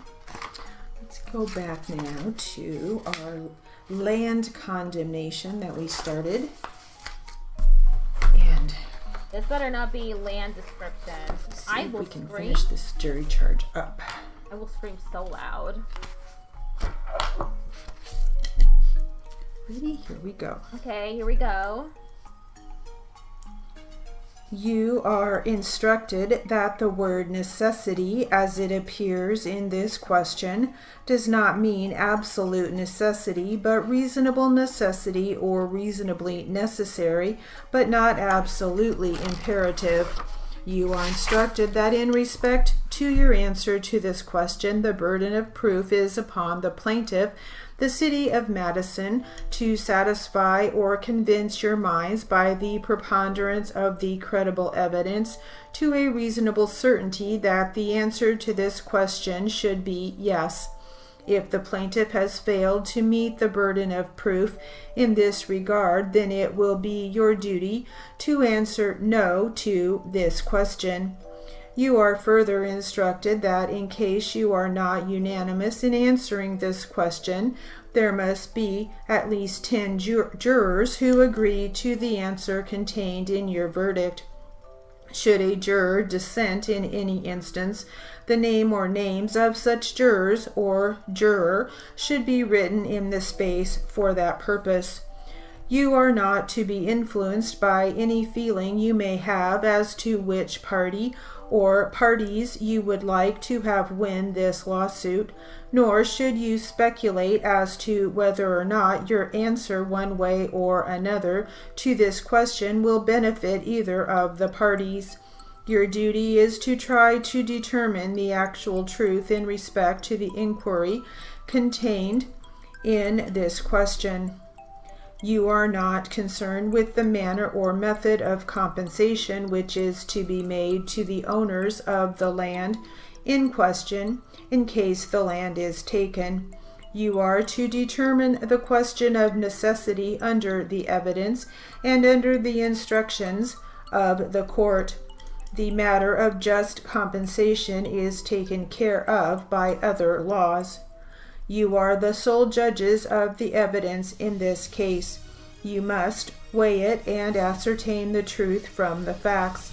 In your deliberations in this case, you are to rid yourself of any bias or prejudice whatsoever and consider the case fairly, honestly, and impartially, and in the light of reason and common sense, and determine the facts entirely from the evidence as given to you in court and from the rules of law as I have given them to you.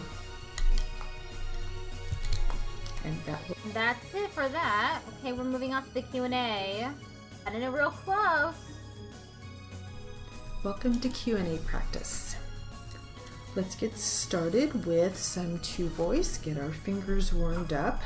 Two voice, okay. And we'll start with defense attorney. Defense attorney. Ready? I am ready. Now, after you were taken to the emergency room, did you receive some treatment while I was there or after I left? When you were taken to the emergency room, you did go to the emergency hospital, did you not, at some time that evening? Yes. Did you receive some treatment? Yes. What kind of treatment did you receive? I'm not sure. I guess I got my lip sewed up by one of the doctors that was on duty at that time. I guess so. Were you then released from the emergency room? I went home sometime that night. All right. Did you at any time after that see another doctor? I would have to go back and look through the records. I don't remember. Do you mean that night? At any time after, not just that night. Well, somebody had to remove the stitches. Who was the doctor who removed the stitches? I don't remember. Did you also see a dentist in connection with one of your injuries? Yes. Was that for a tooth? Yes. And was that dentist a Dr. Crow? Do you recall? I don't know. And what did he do in connection with that tooth? Do you recall? X-rays and all that, I guess. As far as your lip is concerned, that is healed at this time, is that correct? Yes. And you have no complaints regarding your lip at this particular time? Not that I know of. I notice your tooth is still broken, is that right? Yes. Have you discussed any possible replacement with Dr. Crow? Yes. Okay.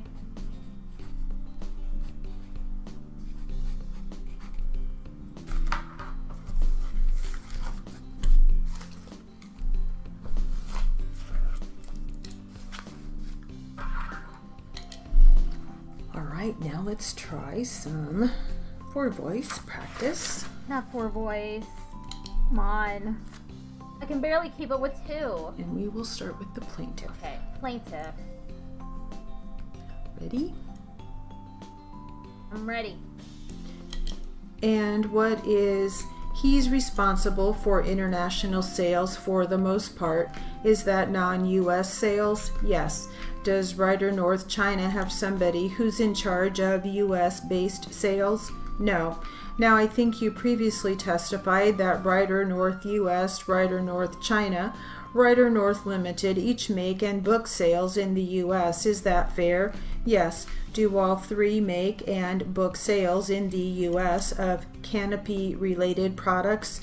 I don't believe Ryder North Limited does. I'd have to look back at some documents, but I don't believe Ryder North Limited does. Okay, Steve, I just put in front of you Deposition Exhibit 3, which is a commercial invoice. It's dated June 1st, 2003, in the upper right-hand corner. Yes. Is that a fair characterization? General characterization of this document? Yes.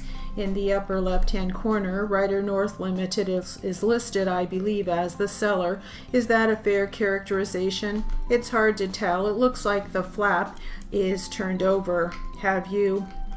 I would assume so, though, based on a commercial invoice. Okay, have you seen a commercial invoice from Ryder North like this before? Yes. Okay, so I take it based on your previous experience with such commercial invoices, you would conclude that Ryder North Limited is listed as the seller on Deposition Exhibit 3. Is that fair? I believe so.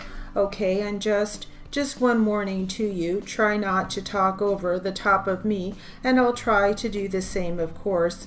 It's very hard to get a transcript when we're talking over the top of each other, so I know you know where I'm going with questions. Just let me get through the questions before you answer, and I'll of course try to do the same with you. Understood. Okay, Deposition Exhibit 3 lists Ryder North Limited as the seller of what are described as 10 by 10 gazebo, crafts. Is that a fair characterization? Yes, it is. And 10 by 10 gazebo, crafts, that's the type of canopy product that's at issue in this case, is it not? I don't know based on that description what it's got an item number here. I'd have to reference back to the item number. I can't tell by just 10 by 10 gazebo crafts. So you're just not sure based on that description? No, if I saw something that had the item number on it, then I'd be able to tell a little bit more, but 10 by 10 gazebo crafts doesn't tell me that it's the same thing as what's in this case. Okay, are there other types of products other than the canopies at issue in this case that could satisfy that description? Is that what you're saying? Yes. All right. You see how on Deposition Exhibit 3 it lists the consignee as Sears Roebuck and Company. Is that a fair characterization? Yes. And down below that it indicates that UPS Supply Chain Solutions Inc. USA should be notified. Is that a fair characterization? Yes.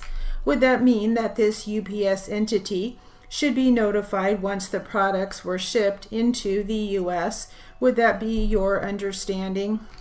They must be the broker of record. That's probably why they would be notified. And would they be notified once the products made port in California? They would be notified before that, actually, if they were the broker of record. Okay, at what point before that would they be notified? Probably vessel departure. Okay, and does Deposition Exhibit 3 indicate that the products described therein were shipped into California? Gardena, California, to be specific. Let's just broaden it to California generally. It appears Vernon, California. And Vernon, California is listed on Deposition Exhibit 3 in the to line. Is that fair? That's not what I was looking at, but I'm assuming that's the same thing. I see. You were looking down below where it indicates the final destination and code as Vernon, California. Is that fair? Correct. Okay, we're switching transcripts. Okay. We got 3 minutes left in this Q&A. Excuse me.